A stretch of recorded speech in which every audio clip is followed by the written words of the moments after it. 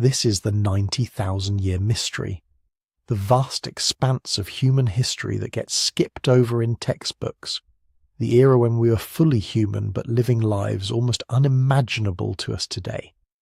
Tonight we're going on a journey through that hidden history.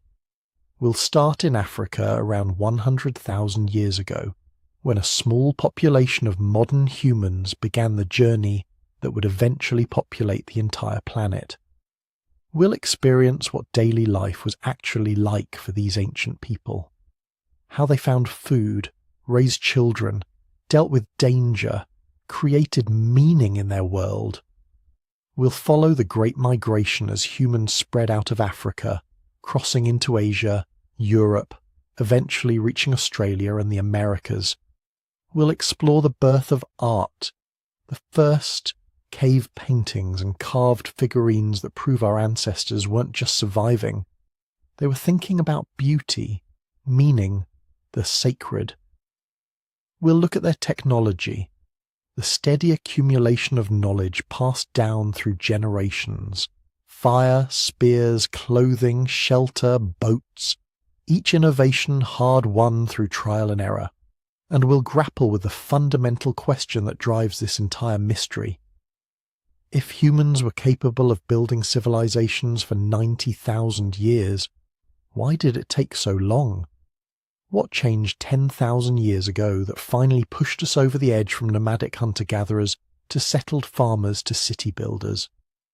The answer isn't simple. It involves climate change, lucky accidents, population pressure, and probably a few things we still don't fully understand. But one thing is certain. Those 90,000 years weren't wasted time. They weren't humanity just spinning its wheels, waiting for someone to invent farming. They were the foundation. Everything that came after, every civilization, every achievement, every part of human culture today, grew from seeds planted during those long millennia of wandering. Our ancestors weren't primitive. They were pioneers, and their story is ours.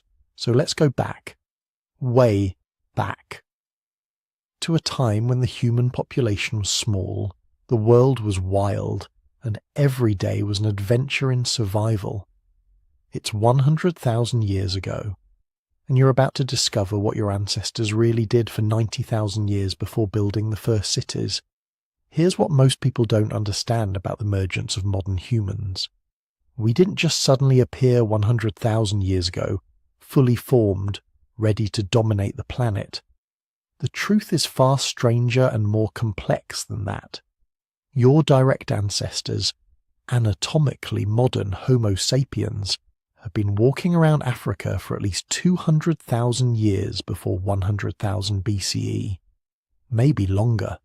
Recent discoveries in Morocco push the date back to 300,000 years ago.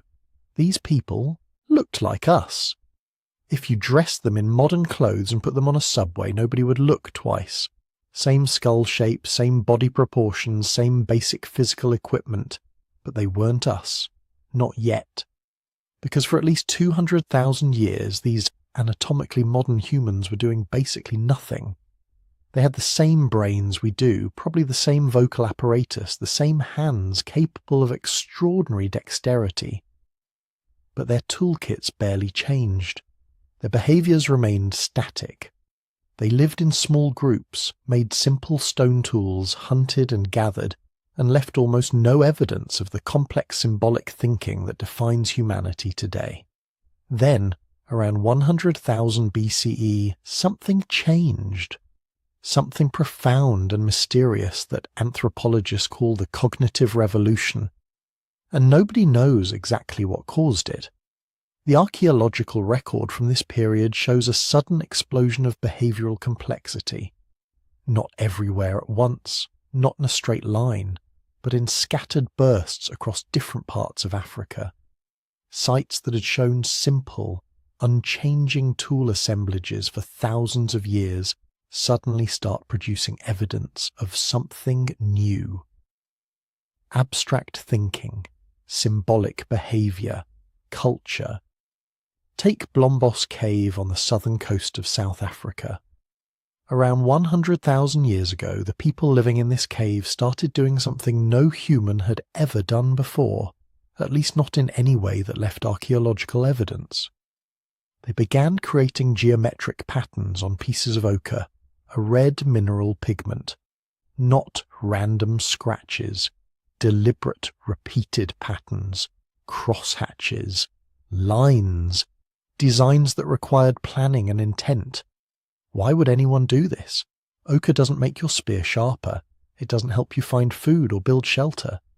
Creating patterns on pieces of rock serves no immediate survival function whatsoever. This is symbolic behavior. Abstract thinking, the ability to conceive of meaning beyond the purely practical. And here's what makes it even more remarkable. These weren't isolated individuals. Multiple people at Blombos were creating similar patterns over spans of centuries. This means they were teaching each other, passing down traditions, creating shared cultural meanings that transcended individual lifetimes. This is what makes humans different. Not tool use. Plenty of animals use tools. Not even complex cognition. Neanderthals had that too. What makes us unique is our ability to create shared symbolic systems, to agree collectively that certain things mean something beyond their physical properties, and to pass these meanings down through generations. But the ochre engravings were just the beginning. Around the same time, sites across Africa start showing evidence of personal ornamentation. Shell beads with holes drilled through them, clearly meant to be strung together and worn. These shells weren't found near the caves. They came from the coast, sometimes hundreds of miles away. Someone travelled immense distances to collect specific shells, brought them back, carefully drilled holes in them, and created jewellery. Think about what this means. These people cared about appearance, about status, about signalling something to others in their group. They had developed a sense of self-awareness sophisticated enough to worry about how others perceived them.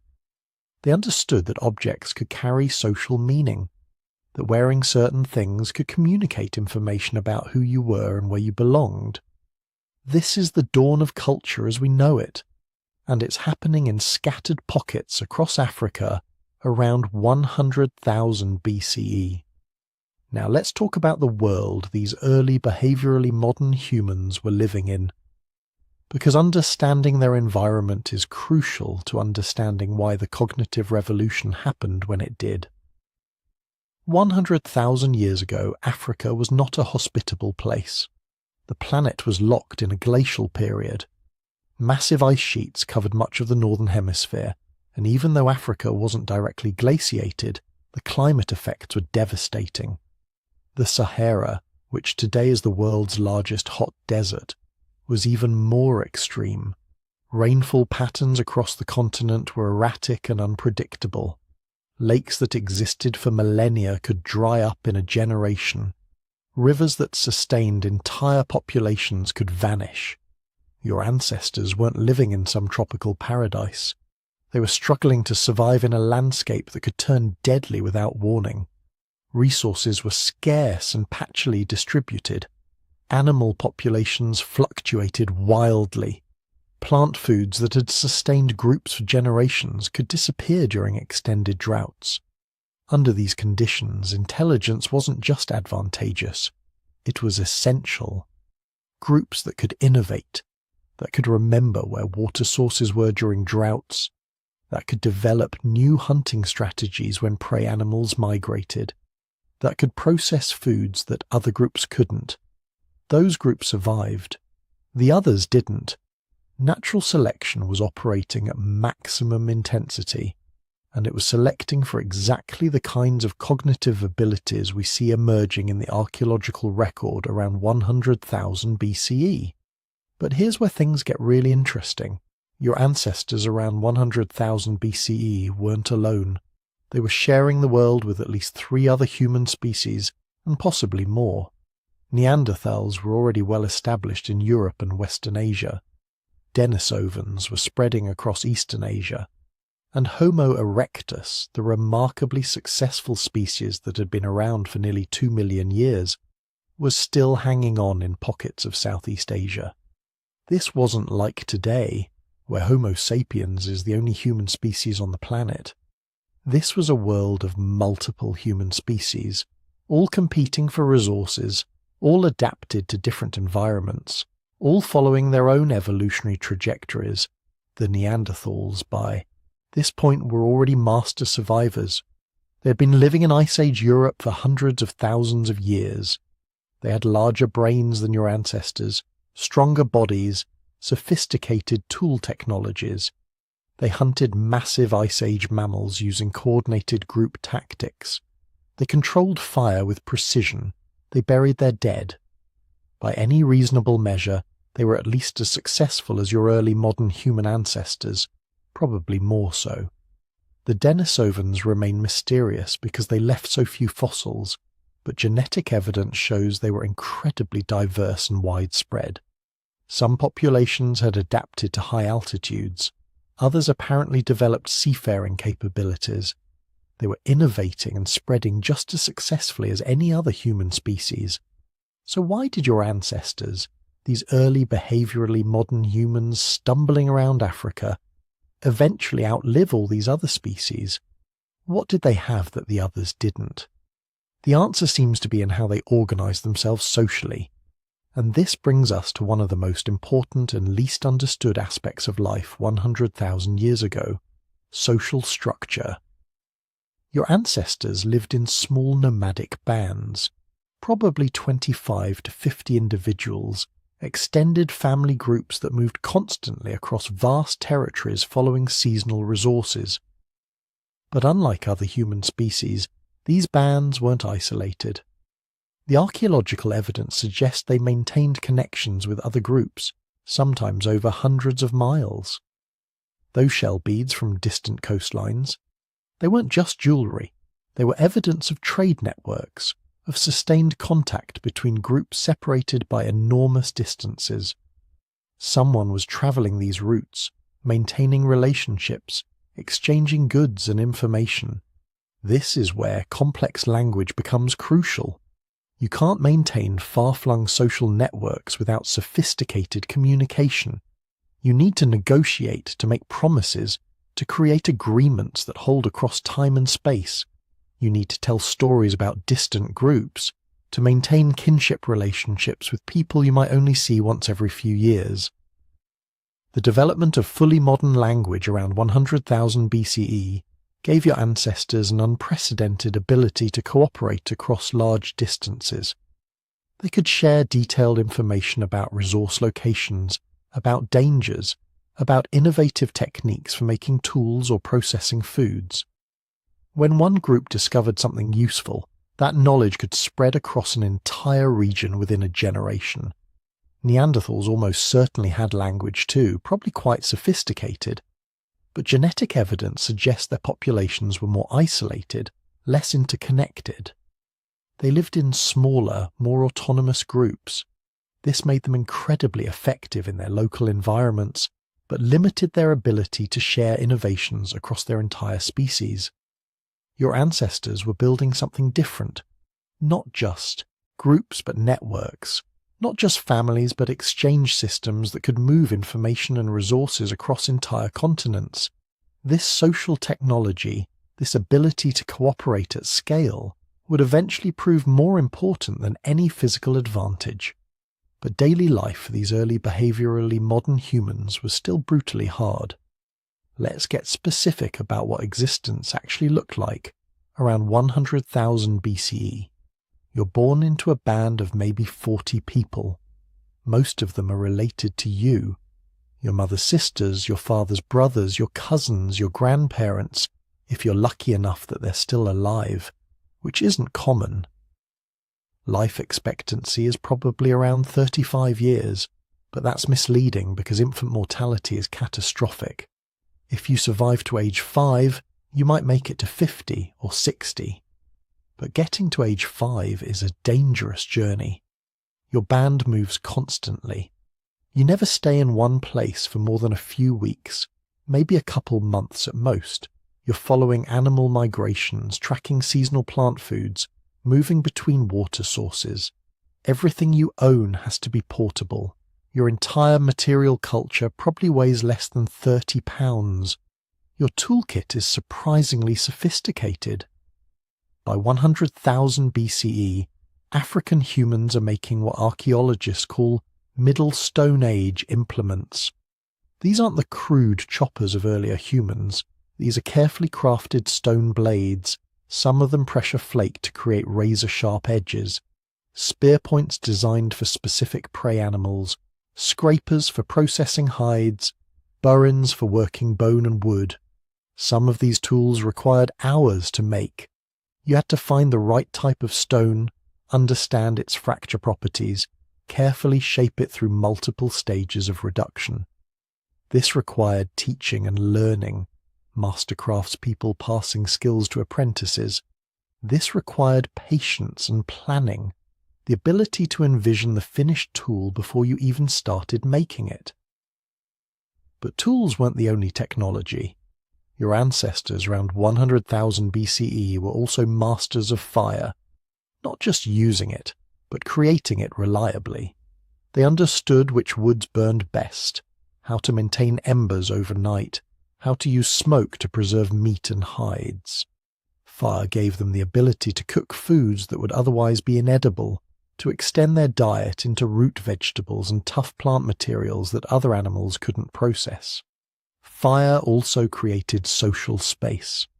When darkness fell, which in Africa near the equator happens suddenly and completely, the fire became the center of life. This is where the band gathered, where food was shared, where stories were told. This is where children learned the skills and knowledge they would need to survive.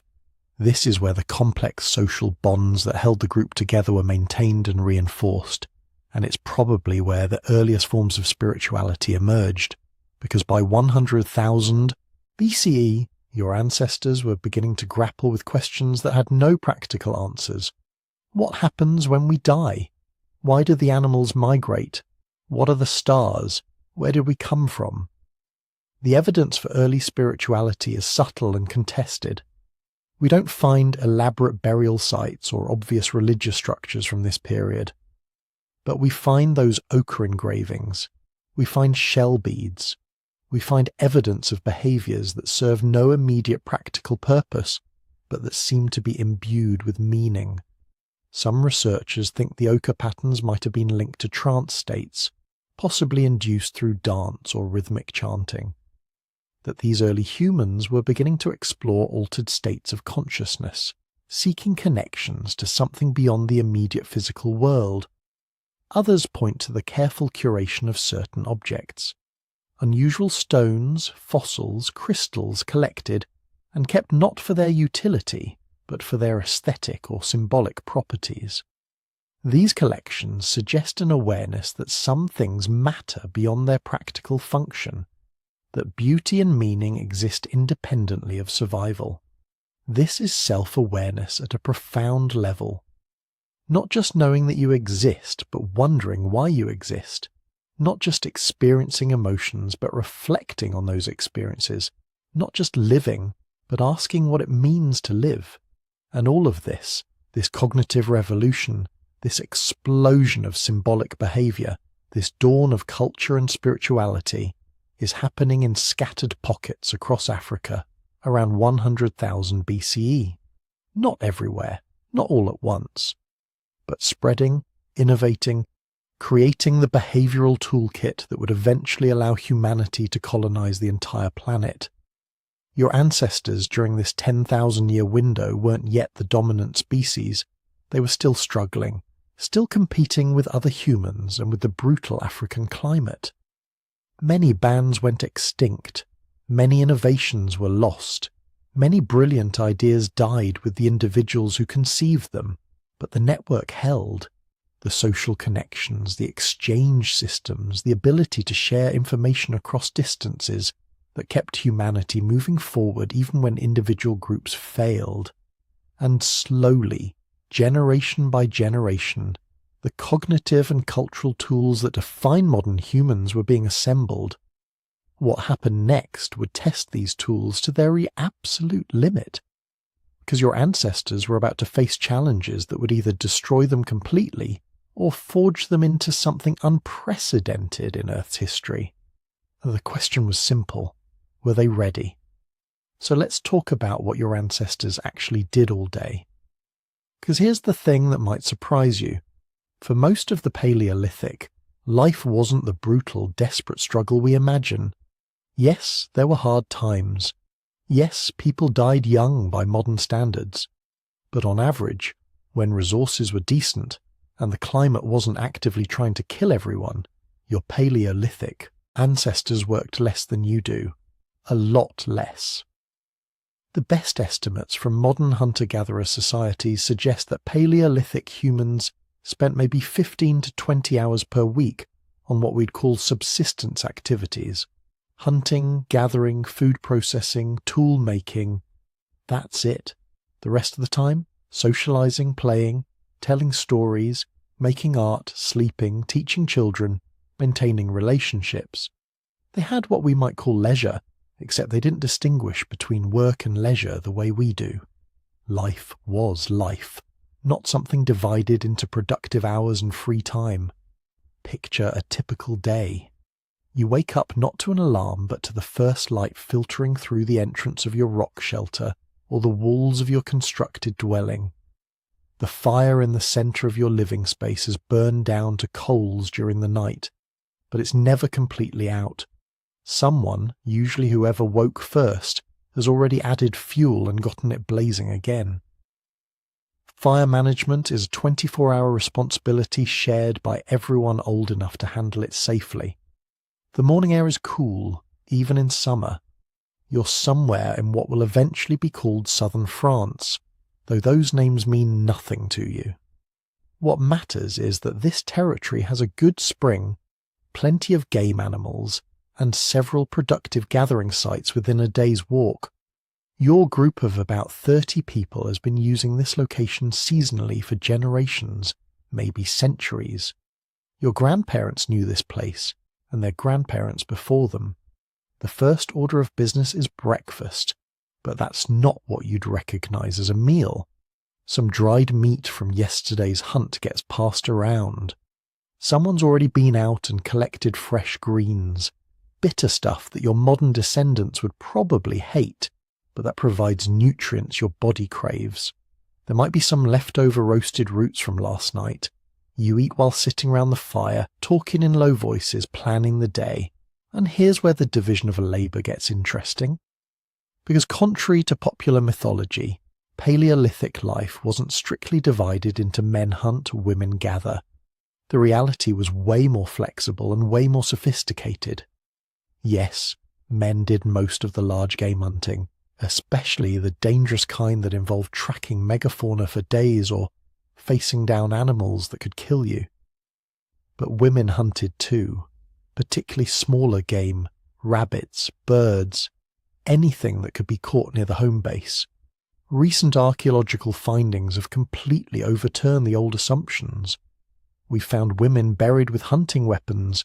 Analysis of skeletal remains shows women with the same throwing injuries as male hunters, evidence of a life spent launching spears and atlatl darts. But the real power in Paleolithic societies, that was in gathering. And gathering was primarily, though not exclusively, women's domain. Here's why this mattered so much. In most environments, gathered foods provided 60 to 80% of the calories consumed by the group. Meat was important, absolutely. It provided crucial proteins and fats, but it was also unpredictable. Hunts failed. Animals migrated. Weather made tracking impossible. Gathered foods, plant roots, nuts, seeds, fruits, insects, shellfish, eggs. These were the reliable foundation of survival. And the knowledge required to gather effectively was staggering. Think about what a skilled gatherer needed to know. Which of the hundreds of plant species in your territory were edible, which were poisonous, which were medicinal? when each plant was in season and where to find it, how to process toxic plants to make them safe, like leaching bitter tannins from acorns or preparing cassava roots, which insects were nutritious and how to harvest them efficiently, where bird nests were likely to be and when eggs would be available, which shellfish beds were productive and when the tides made them accessible. This knowledge took years to acquire and was constantly being updated and refined. Young girls would start learning from their mothers and grandmothers and aunts, practically from the moment they could walk. They'd learn to identify plants, to understand animal behavior, to read the landscape for signs of food and water and danger. By the time a woman reached adulthood, she carried in her head an encyclopedia of ecological knowledge that took a lifetime to master completely. And this knowledge was shared, constantly. Women would go out gathering in groups, not just for safety, but for teaching and information exchange. They'd discuss new food sources they'd discovered, warn about areas where resources were depleted, share techniques for processing difficult foods. This informal knowledge network was arguably more important to group survival than any individual hunting success. The men heading out to hunt faced different challenges.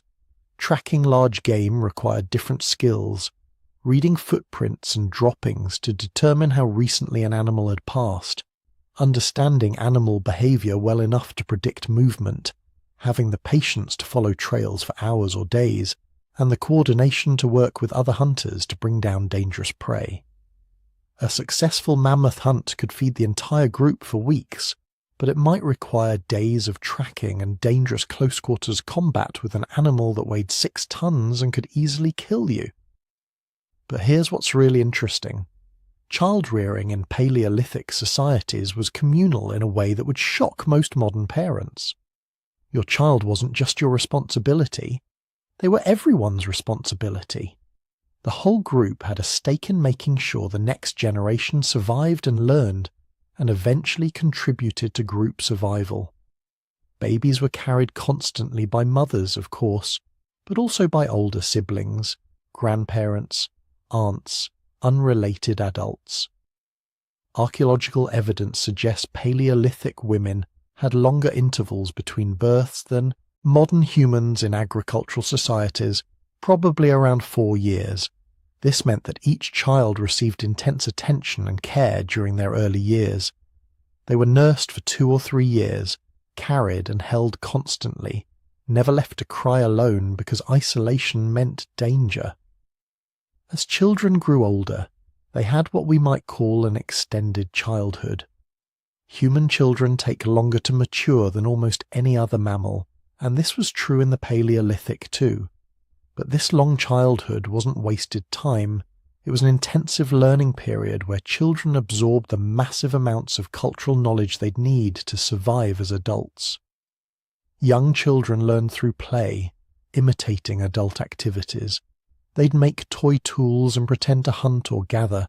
They'd help with simple tasks, collecting firewood, fetching water, watching younger children.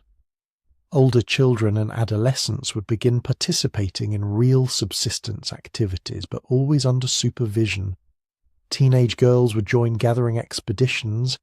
Teenage boys would go on hunts, though they'd be in support roles at first.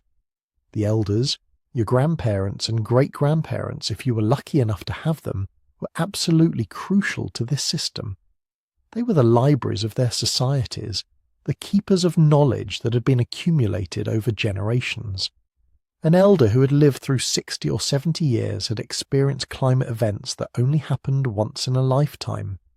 They knew what to do when the salmon didn't run, or when the usual plant foods failed.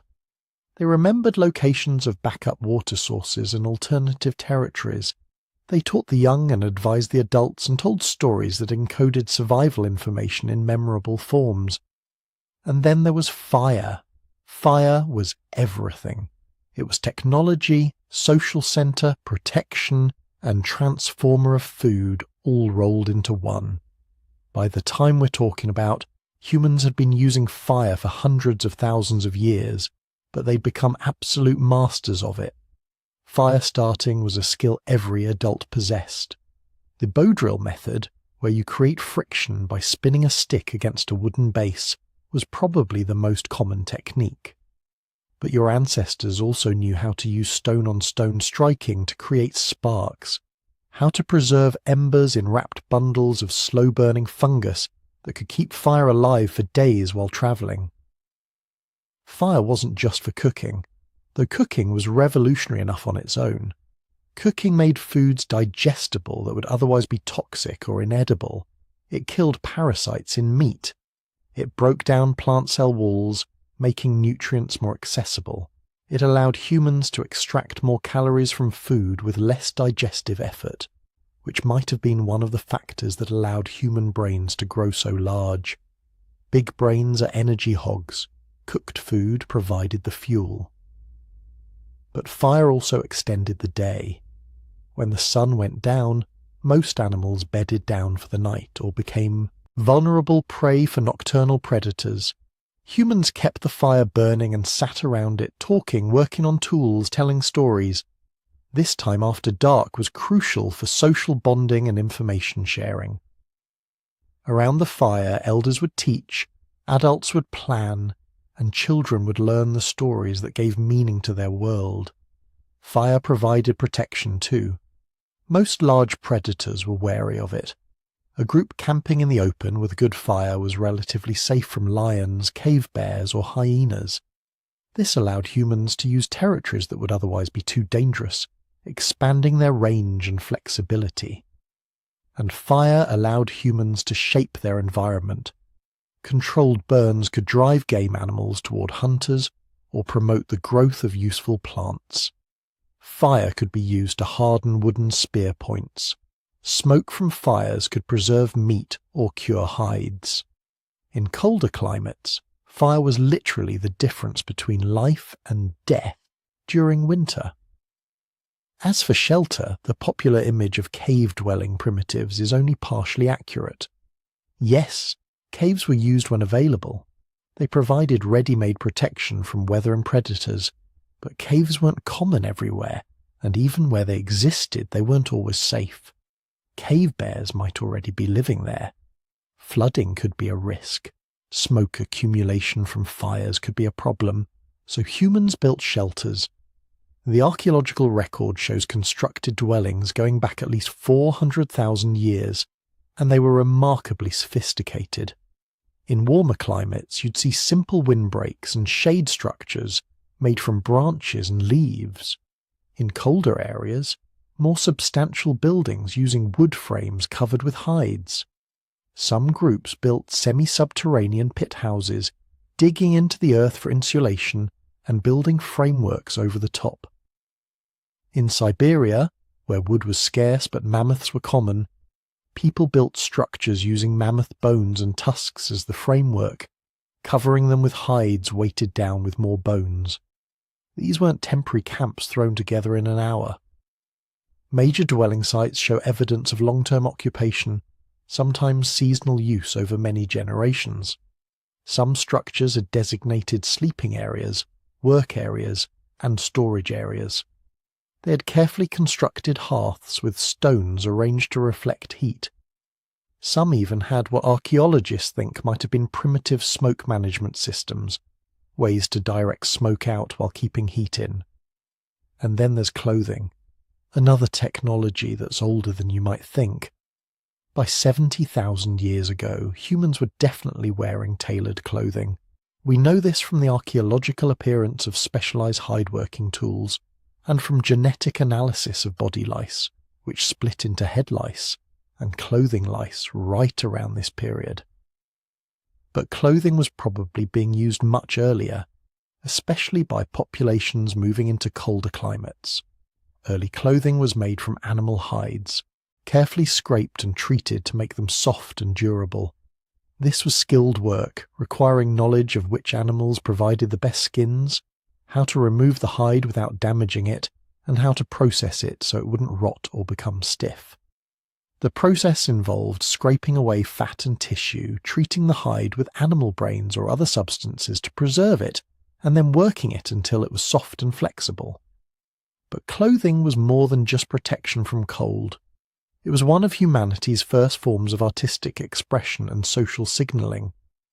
Even in the Paleolithic, people were decorating their clothing with shells, beads, and coloured pigments. They were creating distinctive styles that marked group identity. Clothing said something about who you were, which group you belonged to, maybe even your status within that group. Because here's the deeper truth about Paleolithic life. It was fundamentally social. Everything, from food procurement to child rearing to shelter construction to clothing production, was embedded in networks of relationships and reciprocal obligations. You survived not just because you were strong or smart or skilled, but because you were part of a group that shared resources, knowledge, and labour. The lone survivor is a myth. Humans survived together or not at all, and these weren't just survival partnerships. They were rich social worlds full of relationships, conflicts, alliances, friendships, love affairs, rivalries. Your ancestors gossiped and laughed and argued and made up. They had personalities and preferences and quirks. They weren't simple or primitive. They were fully human, just living in a different world with different tools, a world that was about to change in ways they couldn't possibly imagine. So let's talk about what happened next. Because around 70,000 years ago, something changed in the behaviour of a small group of humans living somewhere in East Africa. They started walking, and they kept walking, and walking. And by the time their descendants finally stopped, they had colonised every habitable continent on Earth. This is the Great Migration, the moment when humans stopped being an African species and became a global one. But here's what makes this story so fascinating. It didn't happen because they wanted adventure. It didn't happen because they were curious about what lay beyond the horizon. It happened because they had no choice. Picture the situation. You're part of a band of maybe 30, 40 people living along the coast of what's now Ethiopia or Somalia. Your ancestors have lived in this region for thousands of years. You know every water source, every seasonal fruiting tree, every game trail. This is your territory, your home. But slowly, year by year, things are getting worse. The climate is shifting again, not as catastrophically as the Great Bottleneck, but enough to matter. Rainfall patterns are changing. Some regions that were reliable are becoming unpredictable. And most critically, population pressure is building, because humans are getting better at survival, better tools, better hunting strategies, more sophisticated social cooperation. All the innovations developed during the recovery period are paying off. And that means more people, more mouths to feed, more competition for the same resources. So some groups make a decision. They start exploring the margins, the edges of known territory, and some of them, maybe by accident, maybe deliberately, cross a narrow strait of water between Africa and the Arabian Peninsula. It's not that far, maybe 20 miles at the narrowest point. On a clear day, you can see the other side. They probably used simple watercraft, rafts made of bundled reeds, maybe logs lashed together. Nothing sophisticated, just enough to get across, and suddenly they're in a whole new world. The Arabian Peninsula 70,000 years ago looks nothing like today's desert. The climate is wetter, more temperate. There are rivers, lakes, grasslands teeming with game. And most importantly, there are no other humans. No competition, no territorial disputes, just endless resources waiting to be exploited. For a small group of pioneers, this is paradise. So they stay, they settle, they have children. Those children grow up and start exploring further, and the process repeats, generation after generation, always pushing a little further into unoccupied territory, always following the coastline because that's where resources are most abundant and predictable. This is called the coastal migration theory, and it's supported by both genetic and archaeological evidence. These early migrants didn't strike out across the interior of Asia. They followed the coast, walking along beaches, living off shellfish, seabirds, and whatever terrestrial game they could find inland. It was a conservative strategy, but it worked. Following the coastline meant they always knew where they were, always had access to water and food, could never get completely lost, and it was fast. Well, fast in geological terms. Within maybe 10,000 or 15,000 years, their descendants had reached all the way to Australia. That's roughly 8,000 miles from the starting point in Africa. They walked the entire southern coast of Asia, through what's now India, Bangladesh, Southeast Asia, and Indonesia. And then they did something absolutely remarkable. They built boats capable of crossing open ocean. Because here's the thing about reaching Australia. There's no land bridge. There never has been, not during any ice age, not during any period of human prehistory. The minimum water gap has always been at least 60 miles of open ocean. You can't see the other side. You can't island hop all the way. At some point you have to commit to sailing across water where you cannot see land in any direction. This requires cognitive sophistication that scientists used to think early humans didn't possess. You need to understand navigation, weather patterns, ocean currents. You need to build watercraft sturdy enough to survive open ocean conditions. You need to provision for a journey that might take days, and you need to have the courage, or perhaps the desperation, to sail into the unknown with no guarantee you'll find anything on the other side. But they did it. By 65,000 years ago, maybe earlier, humans had reached Australia. We know because that's how old the earliest archaeological sites are. Stone tools, hearths, remains of meals, evidence of people who had made one of the greatest maritime voyages in human history using technology that was supposedly primitive. And once they reached Australia, they spread across the continent in just a few thousand years. From the tropical north to the temperate south, from coastal regions to the arid interior. They adapted to environments that were completely alien to anything their African ancestors had ever experienced. Megafauna that existed nowhere else.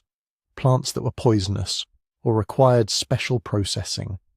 Seasons that worked backwards from what they'd known in the northern hemisphere. They figured it all out, learned which animals to hunt, which plants to eat, how to find water in seemingly barren landscapes. Within a few dozen generations, they had developed entirely new toolkits, new hunting strategies, new social organizations perfectly adapted to Australian conditions.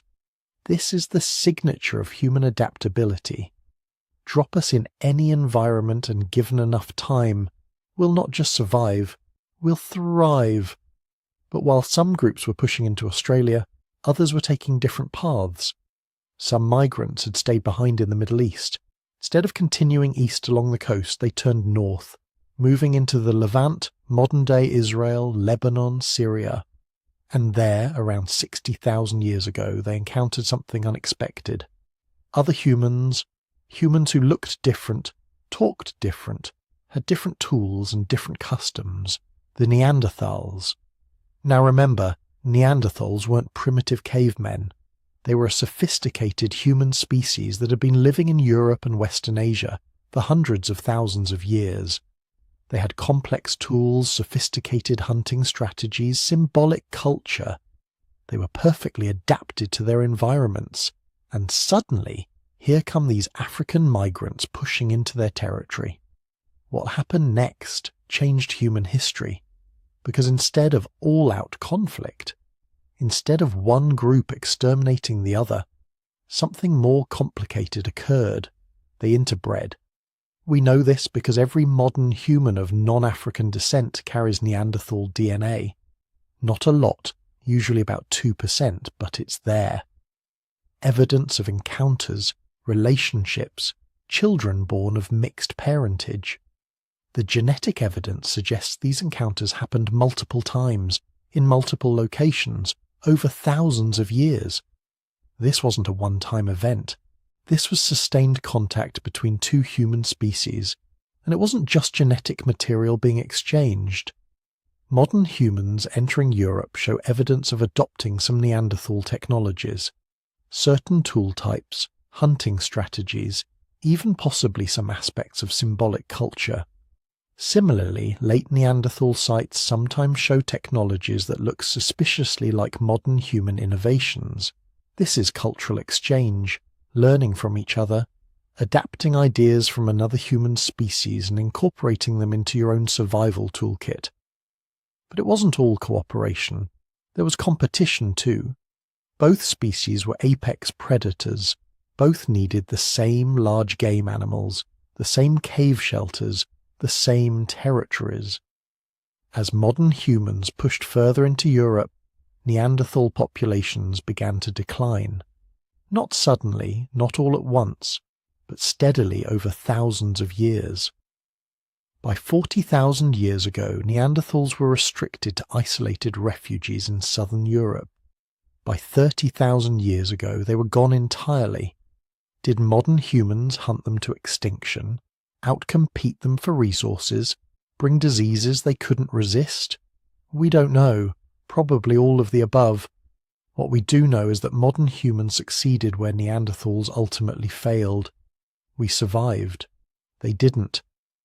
But they left their mark in our genes, evidence that we're not purely one species, but a hybrid carrying genetic material from multiple human lineages. While this drama was playing out in Europe, other groups were still migrating. Some had moved into Central Asia, encountering yet another human species, the Denisovans, more interbreeding, more genetic exchange. Modern populations in Asia and Oceania carry Denisovan DNA, some groups as much as 5%. Particularly advantageous genes got preserved and spread. That high-altitude adaptation we mentioned earlier. Thank Denisovan ancestors for that. Genetic variants that help process oxygen in thin mountain air, still helping Tibetan populations today, 50,000 years after the original interbreeding event. Other groups pushed further north and east, following game animals into increasingly cold environments. By 45,000 years ago, humans had reached the Arctic Circle. By 30,000 years ago, they were living in Siberia, enduring winters that would kill modern humans without specialized equipment. But they survived, developed clothing made from animal skins, learned to build insulated shelters, figured out how to hunt Arctic megafauna. They created entirely new survival strategies for environments that seemed fundamentally uninhabitable. And then they kept going. Because during the ice ages, so much water was locked up in glaciers that sea levels dropped dramatically.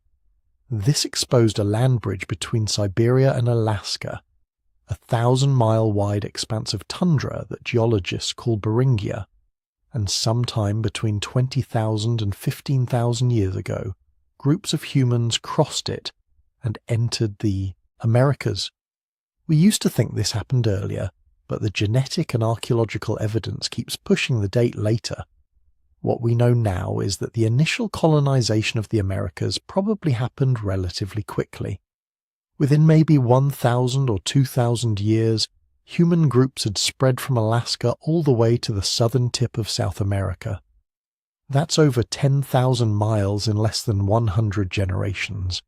It's one of the fastest expansions in human history, and like everywhere else, they adapted. To North American forests and plains, to Central American jungles, to South American mountains and rainforests, to every ecological niche the Americas offered. They developed new tools for new prey, learned to exploit entirely novel food sources, created societies adapted to environments their ancestors couldn't have imagined. By 12,000 years ago, humans had reached Tierra del Fuego, the islands at the southern tip of South America. From East Africa to the edge of Antarctica, humans had colonized every habitable continent. We had spread from the tropics to the Arctic, from sea level to high mountains, from rainforest to deserts. We had become a truly global species. But here's what's really remarkable. This entire process took about 60,000 years. From the first groups leaving Africa to the final colonization of the Americas, 600 centuries. That's incredibly slow. Modern humans could walk from Africa to South America in a few years if they wanted to. Even allowing for detours and difficult terrain, you could do it in a decade or two. So why did it take our ancestors 60,000 years? Because they weren't trying to explore. They were trying to survive. Each group occupied territories that worked, that provided sufficient resources. They only moved when they had to, when population pressure forced them into marginal areas, when climate shifts made old territories unreliable. Movement was a response to necessity, not curiosity. And this conservatism made sense. If you've developed a successful survival strategy for your current environment, changing it is dangerous. Moving into new territory means learning new resources, new dangers, new seasonal patterns. It means your accumulated knowledge becomes less useful. Your elders can't tell you which plants are edible or where the game migrates because they don't know either. Every move is a risk, so you only take that risk when staying becomes riskier than leaving. But the genetic evidence tells us something else too. These migrating populations maintained contact with each other. We can see it in DNA. Gene flow between groups separated by thousands of miles, evidence of trade networks, marriage exchanges, information sharing across vast distances. The human expansion wasn't one group marching straight from Africa to Australia. It was a network of interconnected populations, each adapting to local conditions but still part of a larger whole. This network would prove crucial, because the next chapter in human history wasn't just about survival. It was about creating something entirely new, something that would separate us definitively from every other species on Earth.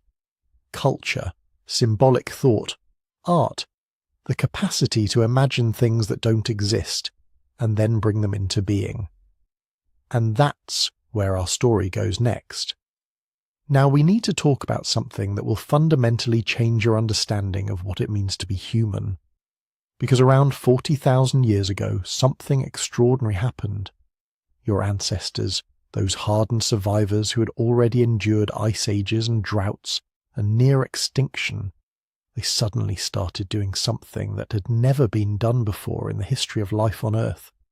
They started making art, not just scratches on rocks, not just random marks, but sophisticated, intentional, breathtaking art that would still move you to tears if you saw it today. The evidence is everywhere once you know where to look. Deep in the caves of southern France, at Chauvet, Lascaux, Altamira, your ancestors descended into the earth with primitive oil lamps and started painting.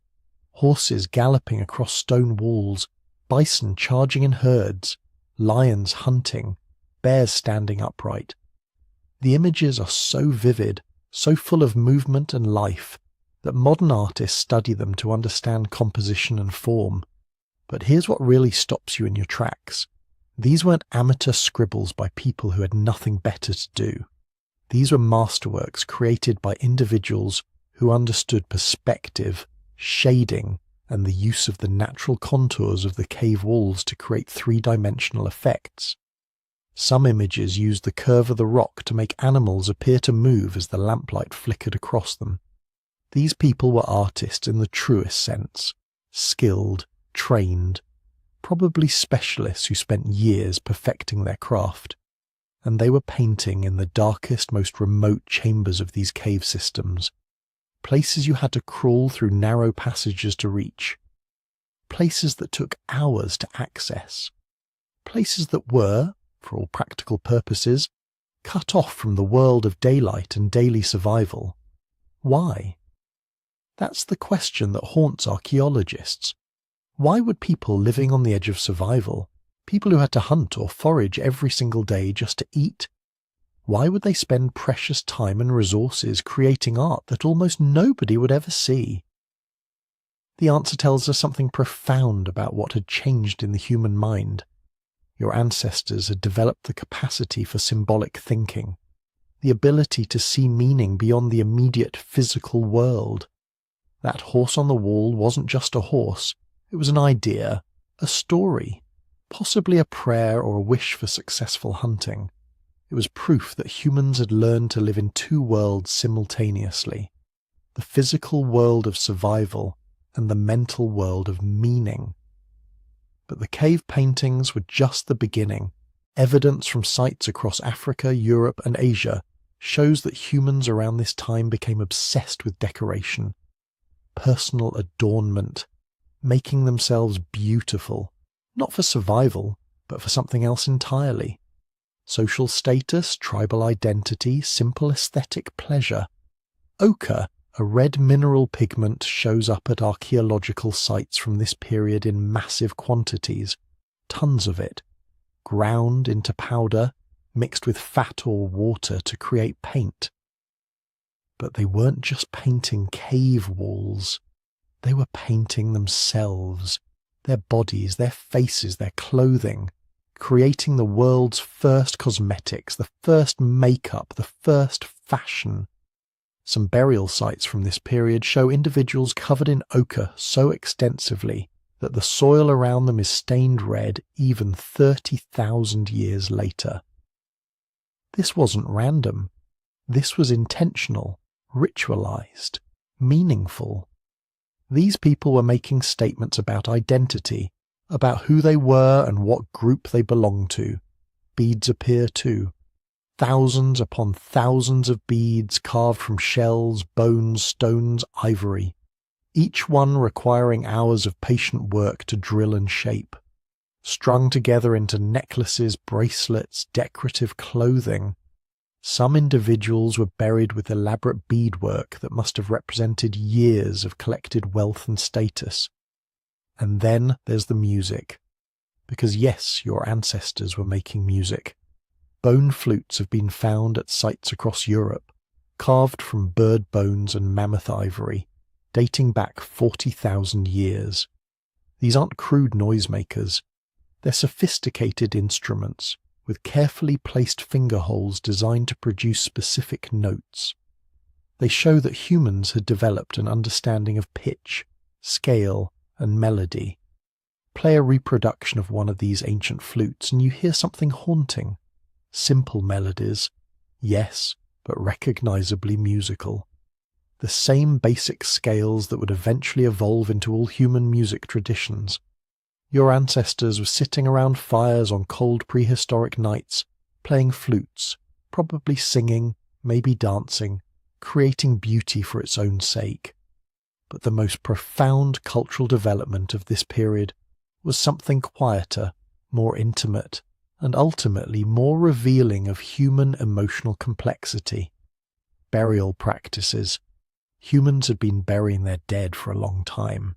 Neanderthals did it. Early modern humans did it. But around 40,000 years ago, burials became elaborate, ritualized, full of meaning that we can still read today. Bodies were placed in specific positions, fetal positions suggesting rebirth, facing certain directions, perhaps toward ancestral homelands or sacred places, buried with grave goods, tools, weapons, ornaments, food, provisions for a journey. This means your ancestors believed in an afterlife. They had developed the concept that death wasn't an ending but a transition, that the person who died was going somewhere and would need things for the journey. This is sophisticated abstract thinking. This is philosophy. This is the birth of religion. Some burials show even more complexity. At one site in Russia, 2 children were buried together, covered in thousands of ivory beads, with elaborate carved figurines placed around them. The amount of work represented by those grave goods is staggering. Months, maybe years of skilled labour, all buried with children who died young and contributed nothing economically to their community. This tells us something crucial. These people loved their dead, not just as useful members of a survival group, but as individuals worthy of honour and remembrance. They experienced grief profound enough to motivate elaborate ritual. They believed their dead deserved dignity. And they were probably experiencing something else, something that anthropologists call shamanism, though that word barely captures what was happening. Trance states, altered consciousness, spiritual experiences that felt more real than everyday reality. The cave paintings give us clues. Some images show strange hybrid creatures, human figures with animal heads, beings that don't exist in the natural world, geometric patterns that might represent visions seen in altered states, handprints, hundreds of them, left by people who pressed their hands against cave walls as if reaching through to another dimension. Many archaeologists now think these deep cave chambers were used for ritual purposes. Shamans or spiritual leaders would descend into the earth, into the darkness, possibly using rhythmic drumming or chanting or psychoactive plants to induce trance states. In those altered states of consciousness, they would see visions, spirit animals, ancestral beings, the hidden structure of reality, and then they would paint what they saw on the cave walls, creating a permanent record of their spiritual journeys.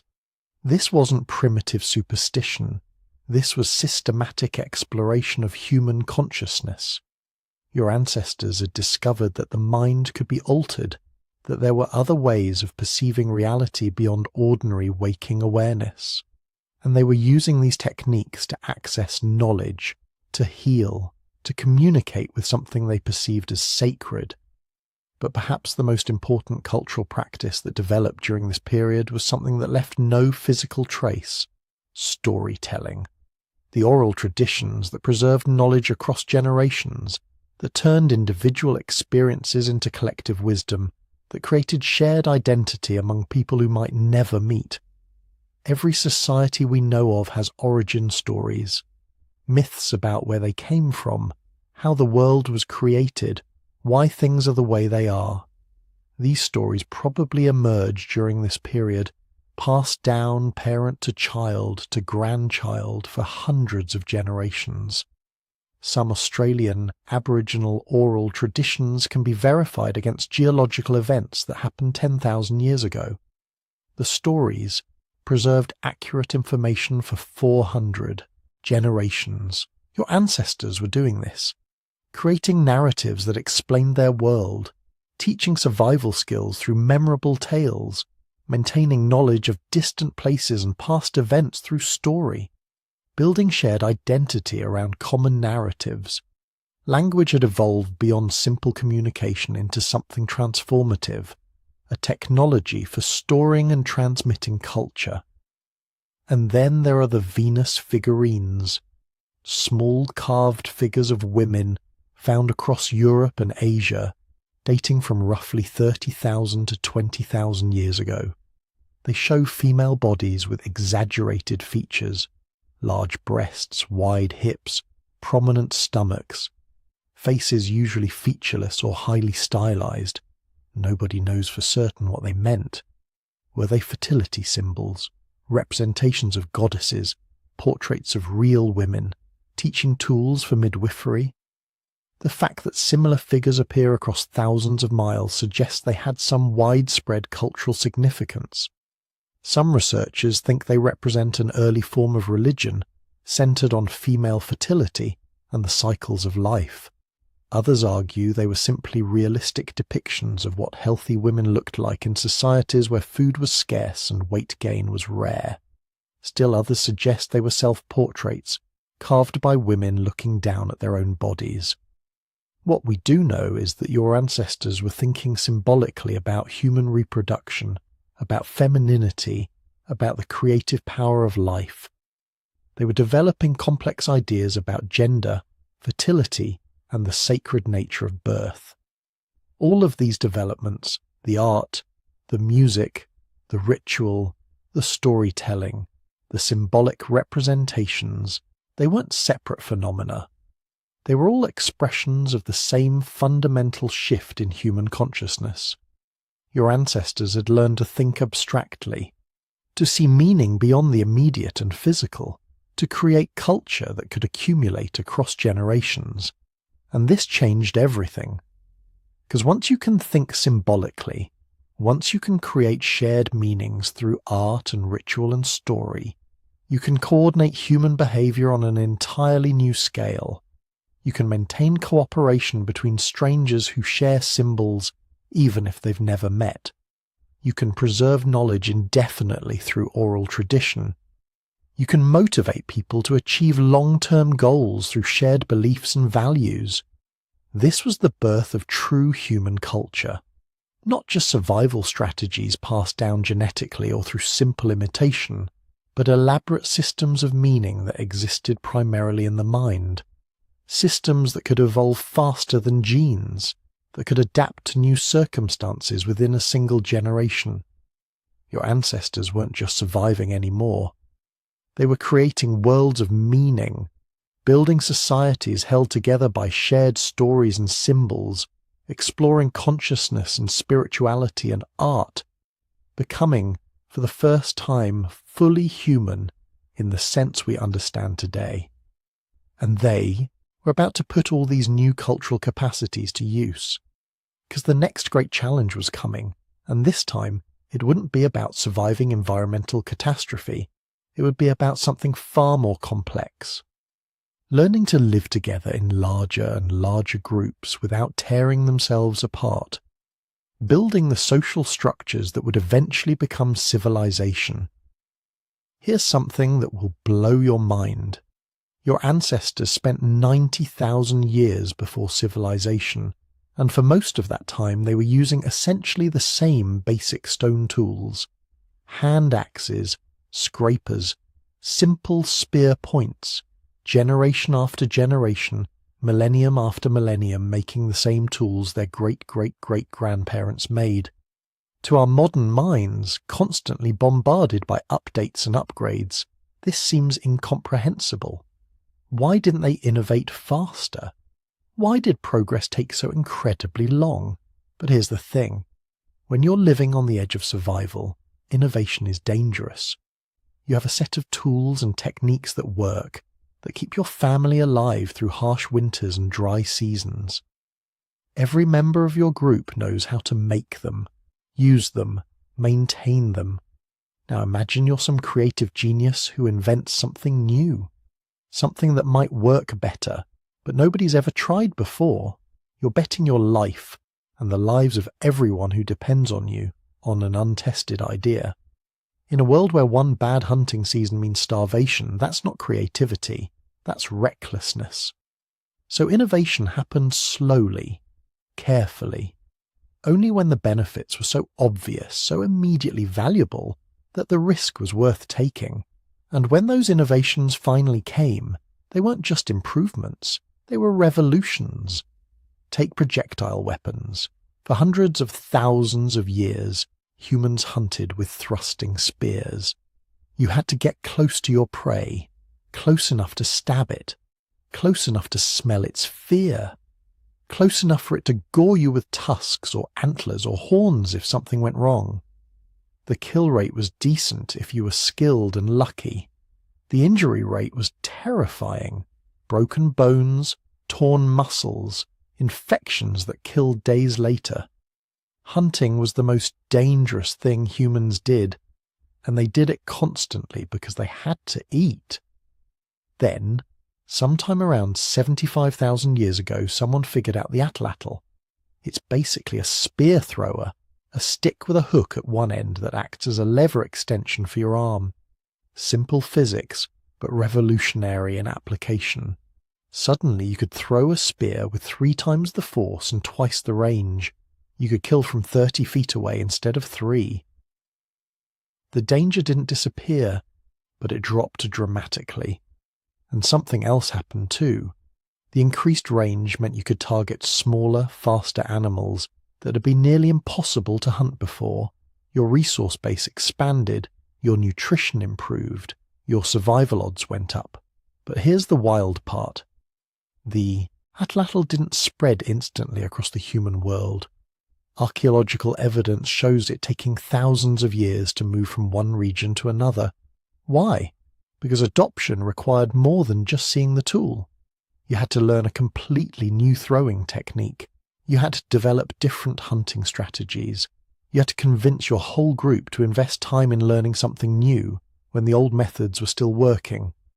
Innovation wasn't just about invention, it was about persuasion, training, cultural change. The bow and arrow came much later, probably around 30,000 years ago. It offered even more advantages: faster shots, better accuracy, lighter ammunition. But it also required more sophisticated technology: flexible wood for the bow, strong cordage for the string, perfectly balanced arrows with precisely shaped points. Making a functional bow and arrow set required expertise in multiple crafts. You couldn't just be a good stone knapper anymore. You needed to understand wood selection, fibre processing, and feather fletching. Technology was becoming specialised. Which brings us to microlith technology, and this is where things get really interesting.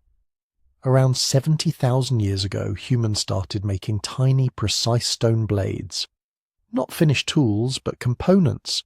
Small triangular or crescent-shaped pieces that could be hafted together into composite tools. A single wooden handle could hold multiple microliths, creating a saw blade or a harpoon with rows of sharp points. When one piece broke, you didn't throw away the whole tool, you just replaced the broken segment. This represents a massive cognitive leap. You're not making a tool anymore, you're engineering a tool system. You have to plan ahead, visualize the finished product, create standardized components that fit together properly. Archaeological sites show evidence of specialized microlith workshops, places where skilled artisans produce blades that will be distributed throughout the region. We're looking at the beginning of manufacturing, the birth of specialized crafts. But the most important technological revolution of the entire period was probably the one that left almost no archaeological trace: rope, cordage, fibre technology, the invisible revolution that changed absolutely everything. Think about what you can do with rope that you can't do without it. You can tie things together, build rafts, make nets for fishing, create snares for trapping, construct shelters that don't collapse in the wind, carry heavy loads using slings and harnesses, pull sleds across ice and snow. Every single one of these capabilities opens up entirely new survival strategies. Coastal groups with fishing nets could exploit marine resources that had been unreachable. Arctic populations with rope-bound sledges could follow migrating herds across vast distances. Island communities with rafts could spread across archipelagos, colonizing new territories. The problem is, rope doesn't preserve. Plant fibers decay rapidly. We have only rare glimpses of this technology in the archaeological record. A few fragments preserved in waterlogged cave deposits. Impressions on clay where cordage pressed against soft surfaces. But genetic evidence tells us something fascinating. Multiple human populations developed increased manual dexterity and finger strength around 50,000 to 60,000 years ago. Natural selection was favouring people with the physical capacity for detailed fibre work. This suggests rope making had become so important to survival that it was actually shaping human evolution. And rope enabled another invisible revolution: watercraft. Now, proving that ancient humans had boats is extraordinarily difficult because boats made from reeds, bark or animal skins leave essentially no trace in the archaeological record. But we know they existed because we have something better than artifacts. We have evidence of their consequences. Human populations on islands that were never connected to mainlands, even during Ice Age sea level drops. The only way to get there is by water, and it wasn't just close-to-shore island hopping. By 50,000 years ago, humans had reached Australia, which required crossing at least 60 miles of open ocean. That's not accidental raft blown off course. That's intentional navigation, planning. Probably multiple attempts with many failures. Early watercraft meant coastal populations could follow shorelines, exploiting marine resources. They could fish in deeper waters, collect shellfish from offshore rocks, transport heavy loads along coasts much more easily than overland. Some groups became specialized maritime people, their entire lifestyle built around the water, and those groups could move fast, much faster than inland populations walking across continents. When sea levels rose at the end of the Ice Age and flooded coastal plains where these early maritime people lived, their settlements vanished under hundreds of feet of water. We're probably missing huge chunks of human history because the people who lived them chose coasts that are now underwater. Around 30,000 years ago, humans achieved something unprecedented. They made an alliance with another species, dogs. Or more accurately, wolves that were beginning to become dogs. We don't know exactly how it happened. Maybe wolves started hanging around human camps, scavenging refuse. Maybe humans deliberately captured wolf pups and raised them. Probably it was a gradual process with multiple false starts. But genetic evidence shows that by 30,000 years ago, there were canids that were genetically distinct from wild wolves, animals that had been shaped by association with humans. This partnership changed everything. Dogs could smell prey humans couldn't detect, hear threats approaching in the night, track wounded animals across vast distances. They provided early warning of predators, helped drive herds during hunts, even offered companionship and warmth during brutal winters. In return, they got food, protection, and a place in human social groups. It was the first time any human species had formed a mutually beneficial relationship with another large mammal, the first time we'd essentially co-evolved with another species, shaping them as they shaped us. But perhaps the most underappreciated innovation of this entire period was storage technology. Baskets, hide bags, probably wooden containers that haven't preserved. This sounds trivial until you realize what storage enables: the ability to save for later, to separate gathering from consumption, to transport resources from abundant areas to scarce ones, to weather bad seasons using stockpiles from good ones. Storage fundamentally changed human resource strategies. Instead of eating everything immediately, you could plan ahead. Collect massive amounts of seasonal resources, nuts ripening in autumn, fish running in streams, and preserve them for winter. Archaeological sites from around 40,000 years ago start showing evidence of seasonal occupation patterns. Groups establishing base camps with storage facilities, sending out foraging parties during abundant seasons, then returning to stored resources during lean times. This is sedentism before agriculture, the beginning of staying in one place because you've invested resources there, and storage required its own technological ecosystem. You need containers, which means basketry or pottery or sewn hides. You need preservation methods, drying, smoking, possibly fermentation, though that's harder to prove archaeologically. You need ways to protect stored food from scavengers and pests. Some groups dug storage pits lined with bark. Others built elevated platforms. The solutions were diverse, but the principle was universal. Save today to survive tomorrow. Then there's poison, plant knowledge, the beginning of chemistry. Somewhere along the way, humans figured out that certain plants could kill or paralyze animals much more effectively than any spear point. Poison arrow frogs in South America, plant toxins in Africa, venom-based compounds in Asia. We have archaeological evidence of poison use going back at least 40,000 years. Stone points with specialized grooves to hold toxic substances, residue analysis showing plant alkaloids on ancient weapons. But developing useful poisons required incredible botanical knowledge.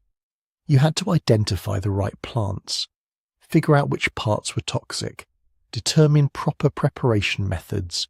Too weak and the poison doesn't work, too strong and it spoils the meat. And you had to pass this knowledge down accurately, because mistakes were fatal. This represents some of the most sophisticated pre-agricultural science humans ever developed.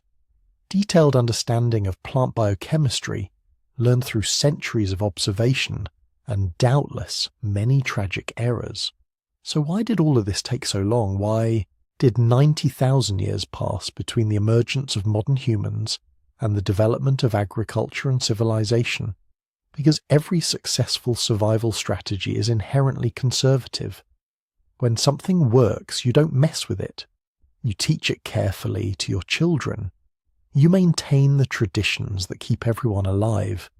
Innovation only happens when the old ways stop working, when climate changes or populations grow or resources decline, when the risk of trying something new becomes less than the risk of continuing as before. And here's the beautiful, frustrating truth about pre-agricultural human technology. It was perfectly adapted to its purpose. These weren't primitive people making do with inadequate tools. These were sophisticated hunter-gatherers with technologies optimized for their lifestyle. They could feed themselves with less work than early farmers. They had more leisure time, better nutrition in many cases, lower disease rates. The slow march of progress wasn't slow because humans were stupid. It was slow because for most of human history, there was no reason to hurry. Life was hard, but it was sustainable. Tools worked. Strategies succeeded. Generation followed generation in relative stability.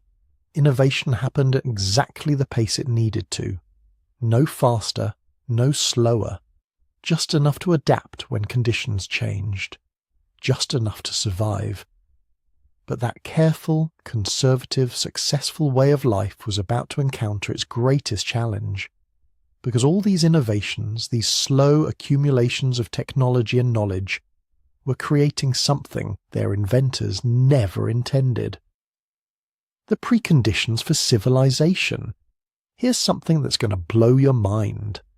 For 90,000 years before civilization, humans lived in groups of maybe 25 to 50 people. That was it. Your entire social world, everyone you would ever meet, everyone you would ever love or hate or compete with, numbered less than the occupancy of a modern coffee shop. But here's the thing, they weren't isolated. These tiny bands of humans, scattered across continents, separated by hundreds or thousands of miles, were somehow connected. Trading goods they had never made, telling stories about places they'd never seen, speaking languages they'd never heard. They had created something that shouldn't have been possible given their technology. A network. A human network that spanned the entire inhabitable world. So how did they do it? How did people who might live their entire lives without meeting more than 100 individuals manage to maintain connections across distances that would take months to traverse? The answer lies in a set of social structures so ingenious, so perfectly adapted to their circumstances, that we're only now beginning to understand how sophisticated they really were.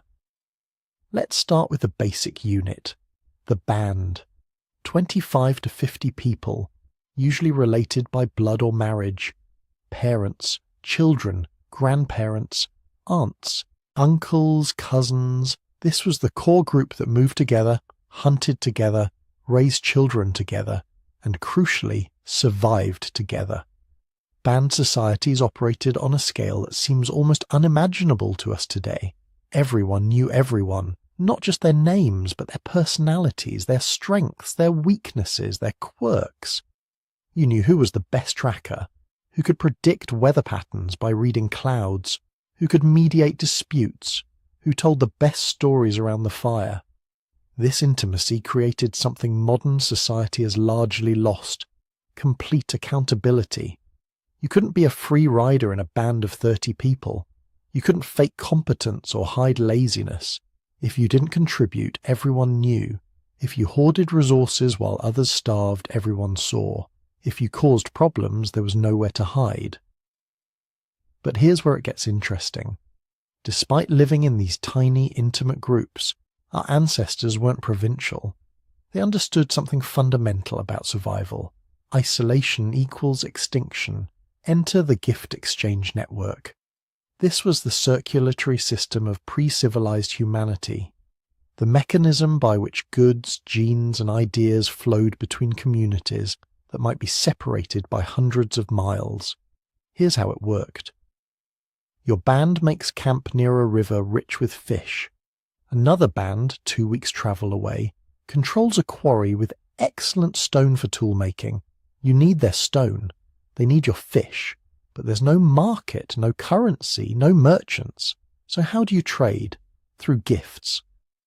Elaborate, ritualized, carefully calibrated gifts that establish relationships, create obligations, and build trust across enormous distances. A hunting party from your band travels to the stone quarry bearing dried fish, carefully prepared, presented as a gift to the other band's leaders. No haggling, no negotiation, just a gift given freely. Sort of. Because several months later, when your band's toolmakers need new material, you send people back to that quarry. And the gift is reciprocated, not with fish, which would be insulting, too transactional, but with high-quality stone, carefully selected, presented with the same ritual formality. The gift acknowledges the relationship, maintains the connection, creates an obligation that might be fulfilled years later by people not yet born. These networks extended for thousands of miles. Archaeological evidence shows shells from coastal regions appearing in sites hundreds of miles inland. Obsidian from volcanic regions showing up in territories that had never seen a volcano. Ochre pigments travelling across entire continents. But the networks weren't just moving goods. They were moving information. Stories about distant regions. Warnings about dangerous territories. Knowledge about new tool techniques. Reports of animal migrations, climate patterns, water sources. Every interaction was an opportunity to update your mental map of the world beyond your immediate territory. Most importantly, the networks were moving genes. Because here's the brutal truth about bands of 25 to 50 people. If you only mate within your group for a few generations, you're doomed. Inbreeding depression sets in. Birth defects increase. Fertility declines, the band collapses. Our ancestors understood this, not intellectually perhaps, but practically. They developed exogamy systems, social rules that required or at least strongly encouraged mating outside your immediate group. This meant that periodically, usually at certain times of year when multiple bands gathered at shared resource sites, young people from different groups would pair off, form partnerships, and one of them would leave their birth band to join their partner's community. This was traumatic. Imagine leaving the only people you've ever known, travelling for weeks to join a group of strangers who might speak a different dialect, have different customs, different stories, different ways of doing everything, but it was necessary for the genetic health of both groups, for maintaining the networks that kept everyone connected, for ensuring that no band became too isolated, too inward-looking, too vulnerable. Now, you might be wondering, with no police, no courts, no formal legal system, how did these societies handle conflict? Because conflicts were inevitable. Personality clashes, romantic jealousies, disputes over food distribution, arguments about where to camp or when to move. In a modern society of strangers, we handle this through impersonal legal institutions. But in a band of 30 people, who all depend on each other for survival, they developed something more elegant: social pressure, mediation, and when necessary, ostracism. Most conflicts were resolved through mediation. Respected elders, usually people known for wisdom and fairness, would intervene in disputes, not as judges imposing sentences, but as facilitators helping the parties reach acceptable solutions. The goal wasn't punishment, it was restoration of harmony. Because a band that can't resolve conflicts peacefully is a band that's going to split apart or collapse. But what about serious violations? Murder, rape, theft that threatened group survival? For these, bands had ostracism. The most severe punishment imaginable in a world where your survival depended entirely on your group. Kick someone out of the band, and you're almost certainly sentencing them to death, either from starvation, predators, or hostile encounters with other groups. The mere threat of ostracism was usually enough to prevent serious violations, because everyone understood the stakes. Step too far out of line, and you're not going to prison. You're going to die alone in the wilderness. This system worked because of the scale. You can't have mediation-based conflict resolution in a society of millions. You can't use social pressure to modify behavior when most people are strangers, but in a band of 30, people where everyone's survival depends on cooperation, it was remarkably effective. Leadership in these societies was similarly adapted to the intimate scale. There were no kings, no chiefs with inherited authority, no formal hierarchies, but there were definitely leaders, people whose opinions carried weight, whose decisions were followed, who could organize cooperative activities. But leadership was earned, not inherited.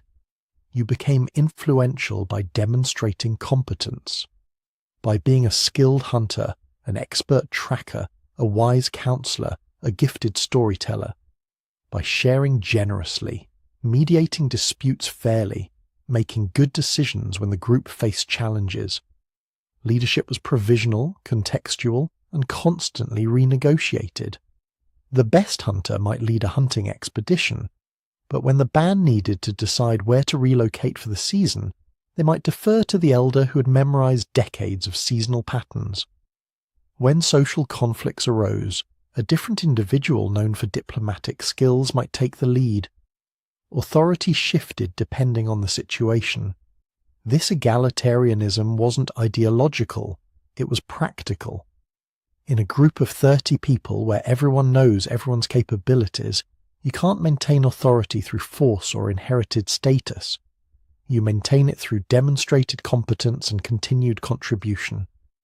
But there was one category of individuals whose status was unique: the elders, particularly the grandmothers.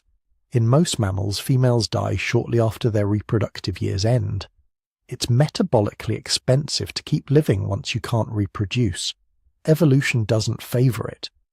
But human females regularly live decades past menopause. Why? The grandmother hypothesis suggests an answer. Post-reproductive females became knowledge repositories. They had survived multiple climate fluctuations, multiple seasonal cycles, multiple migrations. They remembered which plants were edible, which were medicinal, which were poisonous. They knew how to predict weather, how to find water in drought years, how to process difficult foods that could mean the difference between survival and starvation.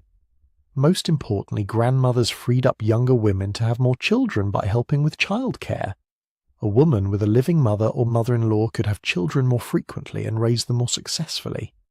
The survival advantage was enormous, enough to offset the metabolic costs of extending female lifespan decades past reproductive capacity. This created a gerontocracy of sorts, not through formal authority, but through indispensability. When the band faced decisions about where to go, what to eat, how to respond to changing conditions, everyone listened to the grandmothers, because they had seen it all before. They were living libraries of survival knowledge accumulated over 70, 80 years of experience. Now, here's something that's going to seem contradictory. Despite all these networks, all this gift, exchange, all this inter-band mating, human groups were simultaneously becoming linguistically diverse. Archaeological and genetic evidence suggests that by 50,000 years ago, human populations across different regions were speaking mutually unintelligible languages. How is this possible? If groups were constantly interacting, why didn't they all speak the same language? Because linguistic drift happens fast, much faster than genetic drift. A group that separates from its parent population will develop a distinct dialect within a few generations. Within 1,000 years, their descendants might be speaking a completely different language. Multiply this across thousands of isolated bands scattered across 3 continents, and you get explosive linguistic diversification. But this diversity didn't prevent communication. The gift exchange networks, the seasonal gatherings, the exogamy systems, they all continued functioning. Because humans are really good at learning languages, especially when survival depends on it. Bilingualism, even multilingualism, was probably common. The person who joined your band from another community 200 miles away, they brought their language with them. Some of their words probably entered your band's vocabulary. Your children might grow up speaking elements of both languages. This created a linguistic landscape far more complex than anything we see today. Not a few dominant languages spoken by millions, but thousands of languages spoken by dozens or hundreds, each one carrying unique cultural knowledge, unique ways of categorizing the world, unique stories about human origins and destiny. The networks held it all together. The intimate bands were the foundation, the elders were the memory, the gift exchanges were the circulation, the exogamy rules were the genetic mixing. The earned leadership was the decision-making. The mediation systems were the immune response, dealing with conflicts before they could destroy group cohesion. For 90,000 years this system worked.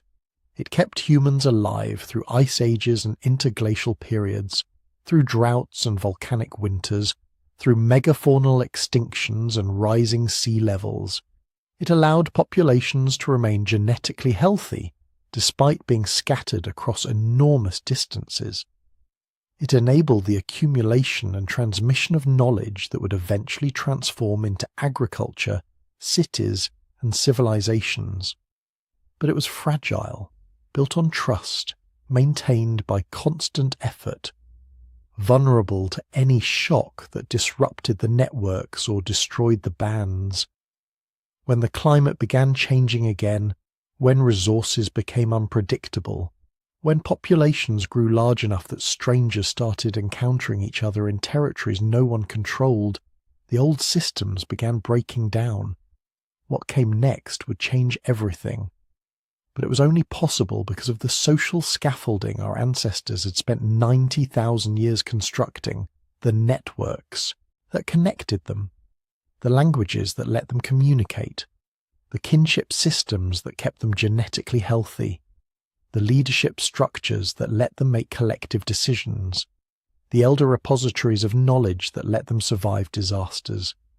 We think of civilization as a sudden transformation, but really it was the culmination of nearly 100,000 years of social experimentation, of humans learning one generation at a time how to live together, work together, and survive together in a dangerous world.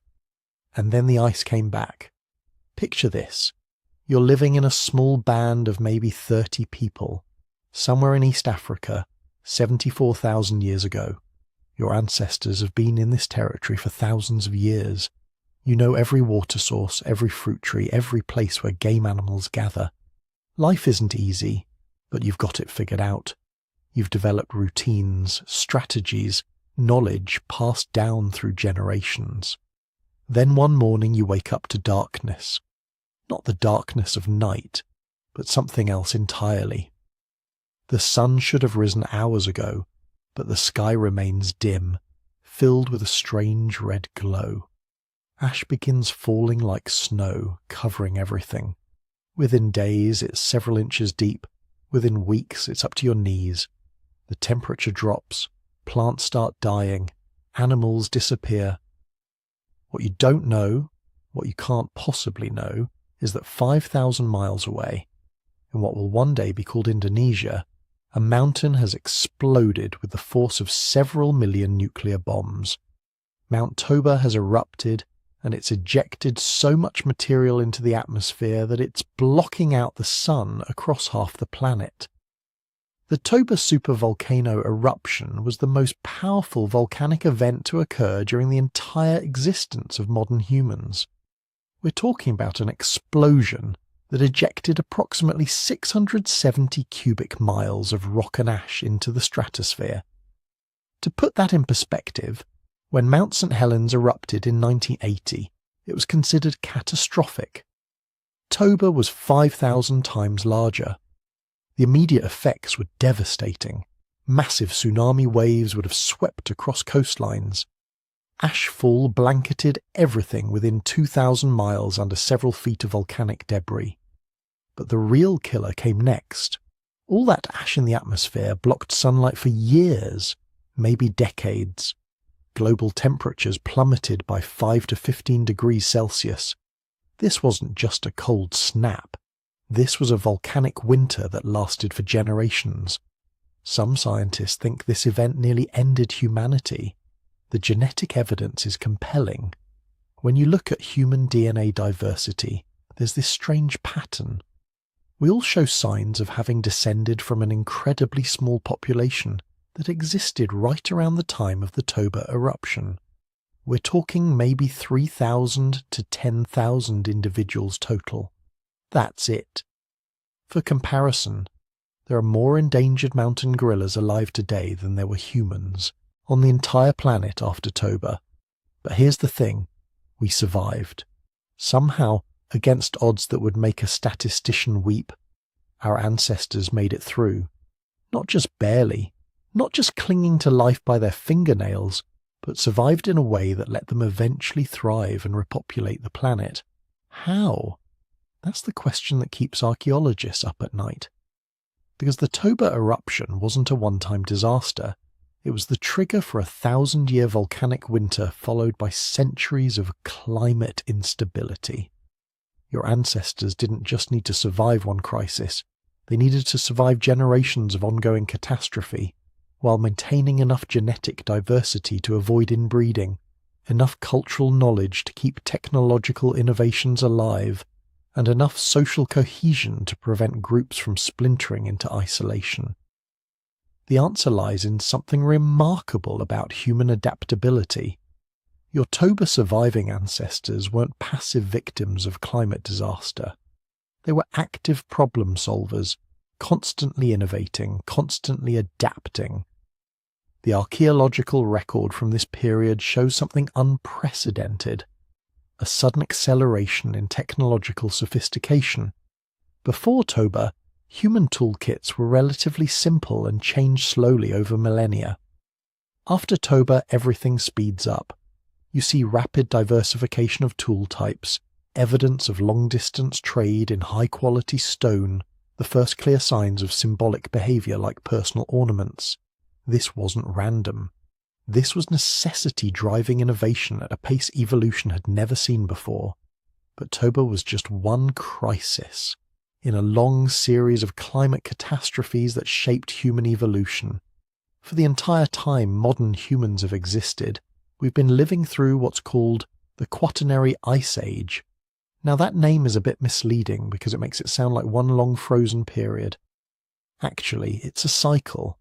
A brutal, unpredictable cycle of glacial periods lasting tens of thousands of years, punctuated by brief, warm intervals called interglacials. During glacial maximums, ice sheets miles thick covered huge portions of Europe, Asia, and North America. Sea levels dropped by 400 feet, exposing vast coastal plains that are now underwater. The Sahara Desert expanded dramatically. Monsoon patterns shifted. Entire ecosystems collapsed and reformed in different configurations. Then, relatively quickly in geological terms, the climate would flip. Within a few thousand years, sometimes even faster, temperatures would spike upward. Ice sheets would melt, flooding coastlines and drowning entire landscapes. Deserts would bloom into grasslands, then forests. Animal populations would migrate hundreds of miles, following their preferred habitats as they shifted across continents. Your ancestors lived through dozens of these cycles. Imagine trying to maintain cultural continuity when the landscape itself keeps fundamentally changing. The coastal settlement your great-great-grandparents built, It's now 50 miles inland because sea levels rose. The river valley that sustained your people for generations, it's now a desert. The migration routes you followed for centuries tracking caribou herds. The caribou are gone, moved north to follow the retreating ice.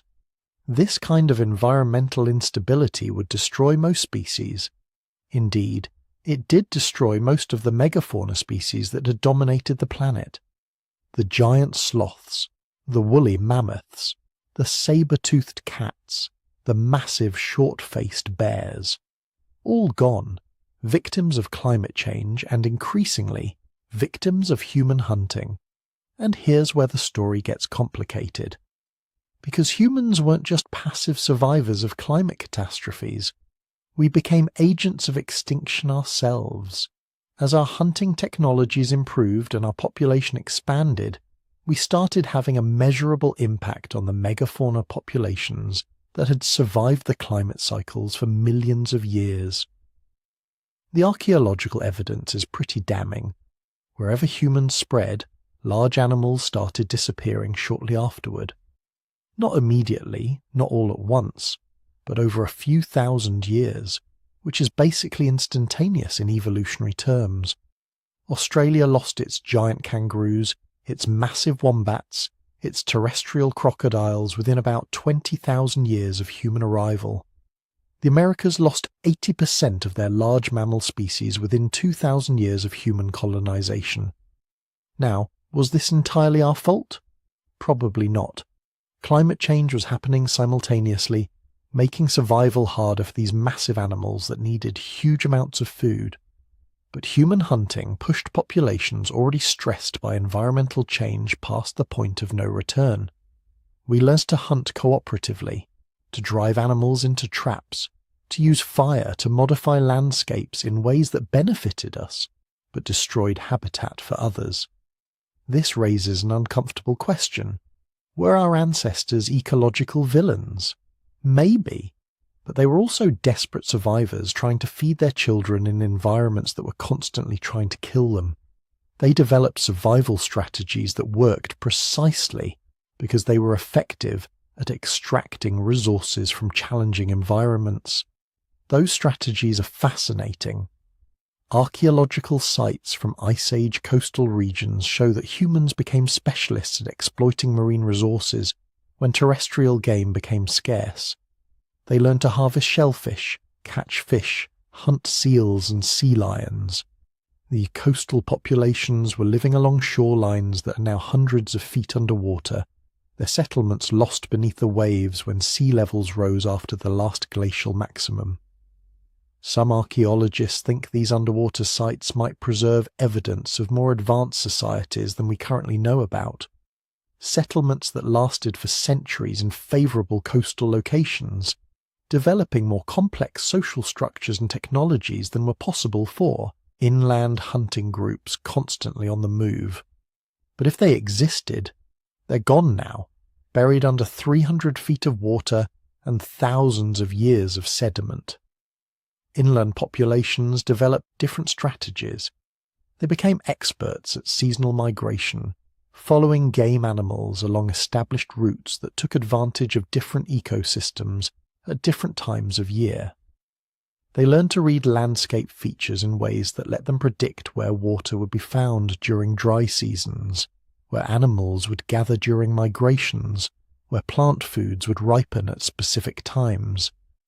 This required something unprecedented in mammalian evolution, long-term planning based on abstract time concepts. Your ancestors had to remember that even though it's currently dry summer, if you travel to this specific valley and wait for the full moon after the leaves change colour, huge herds of animals would arrive. That's not instinct. That's sophisticated cognitive mapping of both space and time. The genetic evidence shows that populations went through multiple severe bottlenecks during this period, not as dramatic as Toba, but significant enough that we can detect them in modern DNA. Each time the climate shifted dramatically, populations crashed, groups died out, territories were abandoned. But each time, survivors figured out new strategies, adapted to new conditions, and eventually repopulated the empty territories. Natural selection was working in real time, visible across just a few generations. When climate shifted toward cold, individuals with stockier builds, better cold tolerance, and enhanced ability to metabolize high-fat diets had survival advantages. Their descendants became the cold-adapted populations like Neanderthals in Europe. When climate favored hot, dry conditions, individuals with tall, slender builds and enhanced sweating capacity did better. Their descendants dominated tropical and subtropical regions. But the most important selection wasn't physical, it was cognitive and social. The individuals who survived climate catastrophes weren't necessarily the strongest or the fastest. They were the smartest, the most cooperative, the most innovative. They were the ones who could look at a new environment and figure out how to exploit it, who could maintain social bonds across multiple groups, ensuring knowledge sharing and mutual support during crises, who could teach their children not just specific survival skills, but the meta skill of learning itself, how to observe, experiment, remember, and adapt. By the time the climate finally stabilized about 12,000 years ago, your ancestors had become something unique in the history of life on Earth. A species whose primary adaptation was the capacity to adapt, who could survive anywhere, exploit any resource, overcome any obstacle, not through specialized biological evolution, but through cultural innovation and social cooperation. They had survived volcanic winters, ice ages, droughts, floods, and the extinction of most of the megafauna they depended on. They had been reduced to tiny populations clinging to survival in isolated refuges, then exploded across the planet again when conditions improved. They had faced catastrophes that would have ended any other species, and they were just getting started. Because all those skills learned during climate catastrophes, all that capacity for innovation and adaptation, was about to be deployed in a completely new direction, one that would change the world forever. The age of merely surviving was ending. The age of civilization was about to begin. So here's the question that haunts every archaeologist, every historian, every person who's ever looked at the timeline of human history and wondered, why then? Why, after 90,000 years of doing basically the same thing, hunting, gathering, moving with the seasons, did humans suddenly decide to stay put, to plant seeds, to build permanent settlements, to create what we call civilization? The standard answer goes something like this. The Ice Age ended around 12,000 years ago. Climate got warmer, plants grew better, somebody figured out farming. Boom, civilization. But that answer is criminally incomplete. Because here's what it doesn't explain. Humans had survived dozens of climate shifts before. They'd seen warm periods, cold periods, transitions between the two. The Ice Age wasn't even the worst climate event they'd experienced. So why didn't civilization happen 50,000 years ago?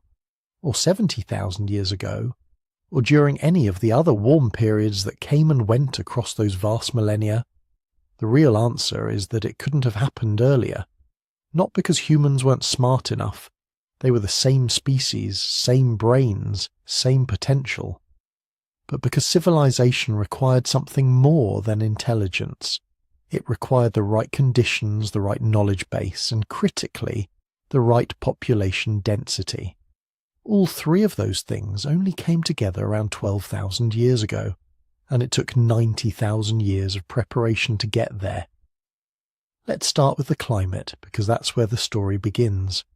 Around 11,700 years ago, the last ice age finally ended. Not gradually, but relatively quickly. Within a few centuries, global temperatures rose. Ice sheets that had covered a third of the Earth's surface began retreating. Sea levels rose hundreds of feet as all that frozen water melted. And something unprecedented happened. The climate stabilized. This is the part most people miss. It wasn't just that things got warmer, it's that they got predictable. For the previous 100,000 years, Earth's climate had been wildly unstable. Temperatures could swing dramatically within a single human lifetime. A valley that had been lush grassland could turn to desert in 20 years. Rivers that had flowed for generations could disappear in a decade. This kind of instability makes agriculture impossible. You can't commit to farming when the rains might fail completely next year. You can't store surplus grain for winter when you might have to abandon your settlement and migrate hundreds of miles to survive. You can't invest in permanent structures when disaster could strike at any moment. But after 11,700 years ago, something changed. The wild swings stopped. The climate entered what geologists call the Holocene, a period of unprecedented stability. Rainfall patterns became reliable. Seasons became predictable. Rivers flowed consistently from the same sources year after year. For the first time in human history, you could plant seeds in spring with reasonable confidence you'd still be there to harvest them in fall. You could build a house and expect to live in it for decades. You could accumulate possessions without worrying you'd have to abandon them during an emergency migration. This stability created a window of opportunity. But opportunity alone isn't enough. You need someone ready to take advantage of it. And here's where those 90,000 years of experience become crucial. By 12,000 years ago, human knowledge had reached a critical threshold. Think about everything they had learned during that vast stretch of time. Which plants were edible, which were poisonous, which had medicinal properties, which animals could be hunted safely, which were dangerous, which might be approachable. How to make fire in any conditions, how to create dozens of different tool types, how to preserve food, tan hides, treat injuries, how to navigate by stars, predict weather patterns, find water in seemingly barren landscapes, how to maintain social bonds across generations, resolve conflicts without violence, coordinate group activities involving dozens of people. This was the accumulated wisdom of thousands of generations. Knowledge that had been tested, refined, and passed down through an unbroken chain stretching back to those bottleneck survivors nearly 1,000,000 years earlier. And by 12,000 years ago, this knowledge base had reached the point where something new became possible. Intentional manipulation of plant life cycles. The Natufians were among the first to figure it out. Living in the Levant, the region around modern Israel, Lebanon, and Syria, they occupied a sweet spot. Mediterranean climate, diverse plant species, abundant wild grains growing in dense stands. Around 12,500 years ago, Natufian communities began doing something revolutionary. They stopped moving. Not completely, not all at once, but they established base camps where they'd return year after year. Permanent structures started appearing. Stone foundations for round houses, storage pits lined with clay, grinding stones too heavy to carry easily. Why settle down before agriculture? Because the wild grain was so abundant it made sense to stay near the harvest areas. Natufians developed sickles, specialized tools for cutting grain stalks efficiently. They built granaries for storage. They even started managing the landscape, probably clearing competing vegetation to let their preferred grain species dominate. They weren't farmers yet. They were still harvesting wild plants, but they were manipulating their environment in ways that blurred the line between foraging and agriculture. And then somebody made the crucial observation. Maybe it was accidental at first, seeds spilling from storage containers sprouting near the settlement, or maybe it was intentional experimentation. Either way, someone noticed that seeds planted in good soil in the right season would grow into plants. That you didn't have to wait for wild stands to produce. You could make your own. This wasn't a sudden revelation. The transition from foraging to farming took thousands of years. Early cultivators still spent most of their time gathering wild foods. Agriculture was supplementary, insurance against bad hunting seasons. But gradually, over hundreds of generations, the balance shifted. Cultivated plants became the primary food source. Wild foraging became the backup.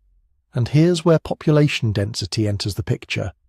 Because agriculture, even primitive agriculture, produces more calories per acre than foraging.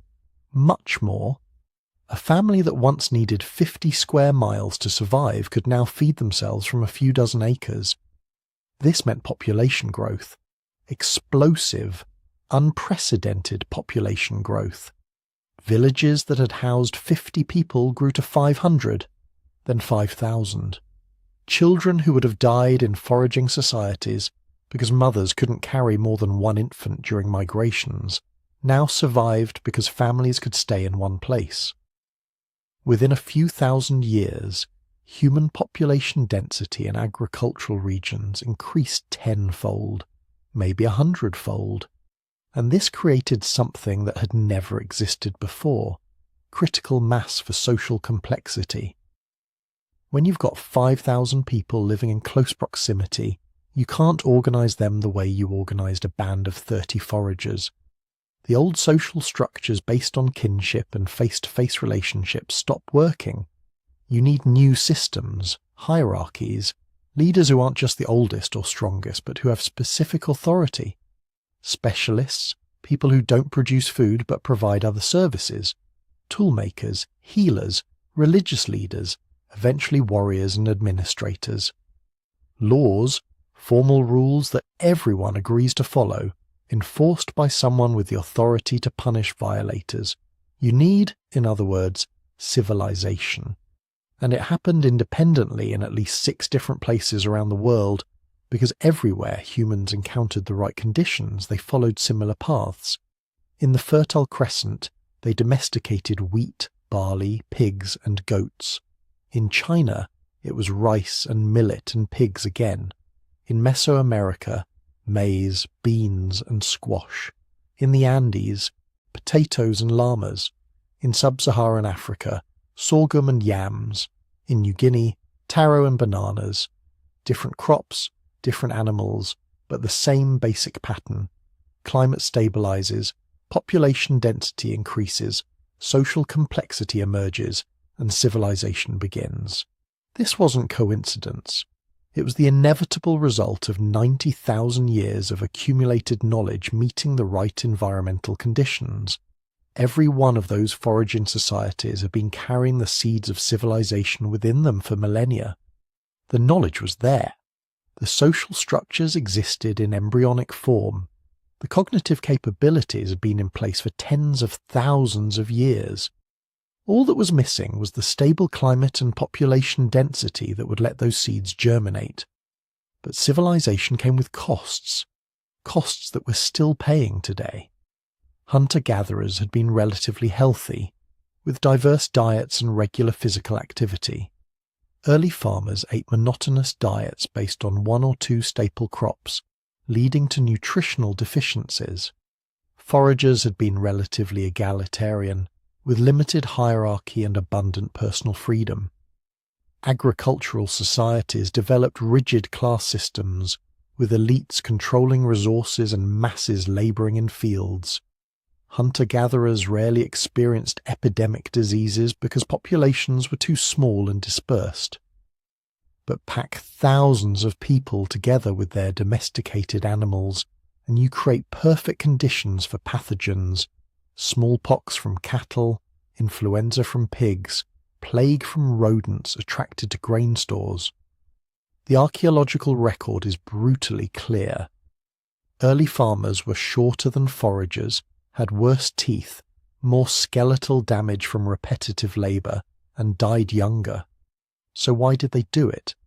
Why did every human society that encountered agriculture eventually adopt it, despite the obvious costs?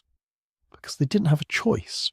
Once some of your neighbours started farming, population density in their territories increased so dramatically that foragers couldn't compete.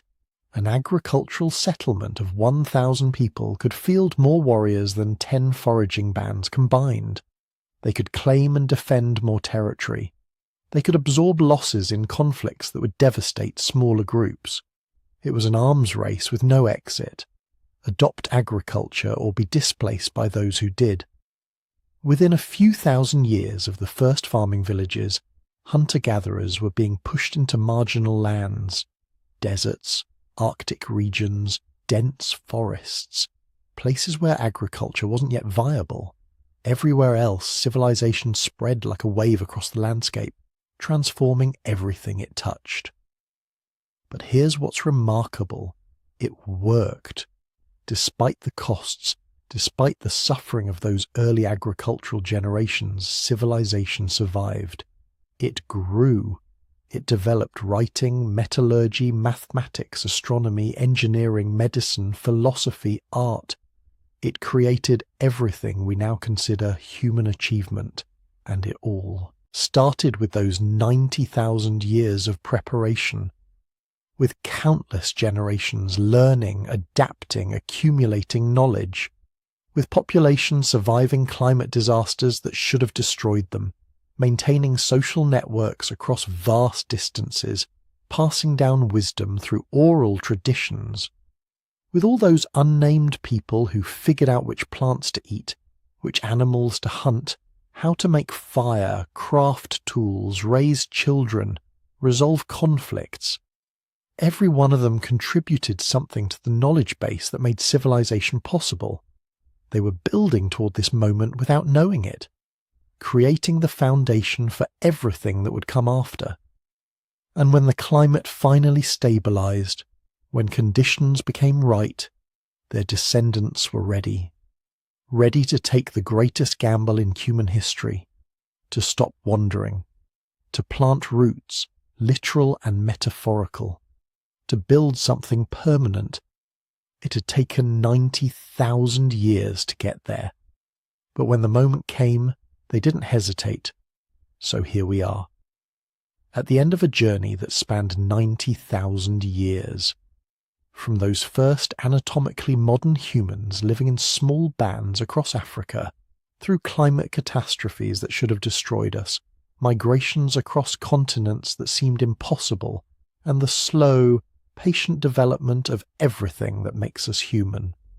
Art, language, technology, culture, civilization itself. But here's the thing that should absolutely blow your mind.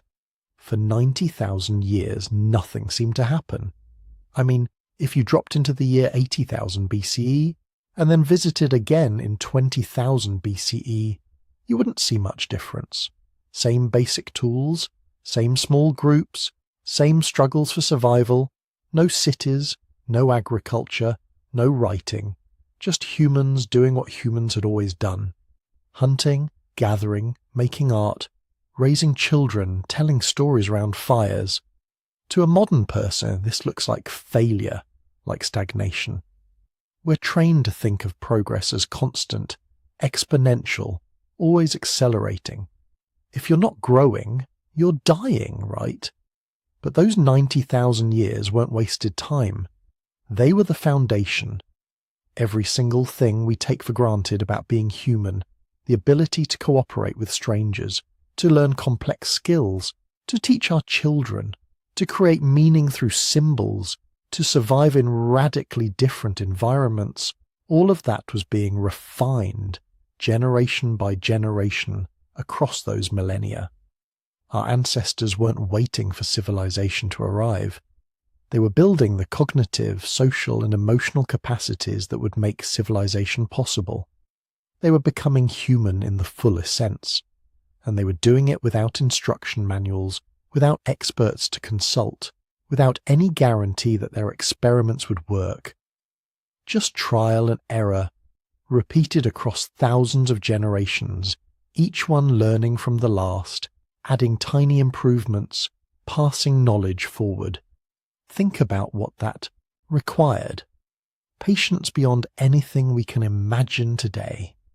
If you invented a better way to make a spear, You might see it spread across your region in your lifetime if you were lucky.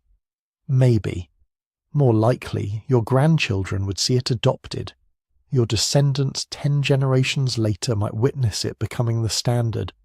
No instant gratification, no viral spread, just the slow, patient accumulation of knowledge through human networks that took months to traverse, and resilience. God, the resilience. We talked about the genetic bottleneck, about populations reduced to 1,280 breeding individuals for 117,000 years. But even in better times, survival was never guaranteed. Every generation faced droughts, diseases, predators, accidents.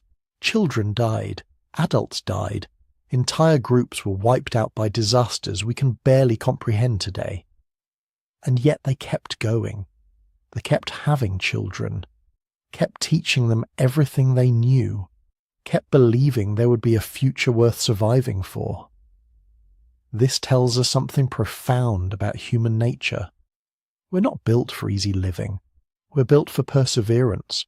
Our brains, the ones you're using right now to process these words, those brains were shaped by 90,000 years of survival under conditions that would break most modern people in days. We're the descendants of people who could walk 20 miles in a day and still have energy to dance, who could track animals for weeks through unfamiliar territory, who could maintain hope through years of famine. And here's where it gets weird for modern humans. Your brain is still fundamentally Paleolithic. You've got the same basic neural architecture as someone living in 30,000 BCE. Your fight-or-flight responses, your social instincts, your desire for belonging, your need for purpose and meaning, all of that was calibrated for small group survival in unpredictable environments, which explains a lot about why modern life feels so strange sometimes, why social media can feel simultaneously connecting and isolating, why we can have everything and still feel empty, why we crave experiences that have nothing to do with survival or reproduction. Our ancient brains are trying to navigate a world they weren't designed for, looking for belonging in groups of thousands instead of dozens, seeking meaning in careers instead of in daily survival, trying to feel significant in a world of 8 billion people instead of a few hundred. But it also means we carry capacities most of us never tap into, the ability to endure hardship that our ancestors took for granted, the capacity for patience that built technologies over centuries, the instinct for cooperation that kept human networks alive through the worst crises, the creativity that found solutions when the rules stopped working. These aren't lost, they're just dormant, waiting for circumstances that demand them. Maybe that's the real lesson from those 90,000 years. Progress isn't just about going forward, it's about knowing where you came from, understanding the long, patient journey that brought us to this moment, appreciating that every comfort you enjoy, every technology you use, every social institution that protects you, all of it rests on foundations laid by people who will never be remembered, never be celebrated, who lived and died in obscurity but kept the flame of human consciousness burning through the darkest times.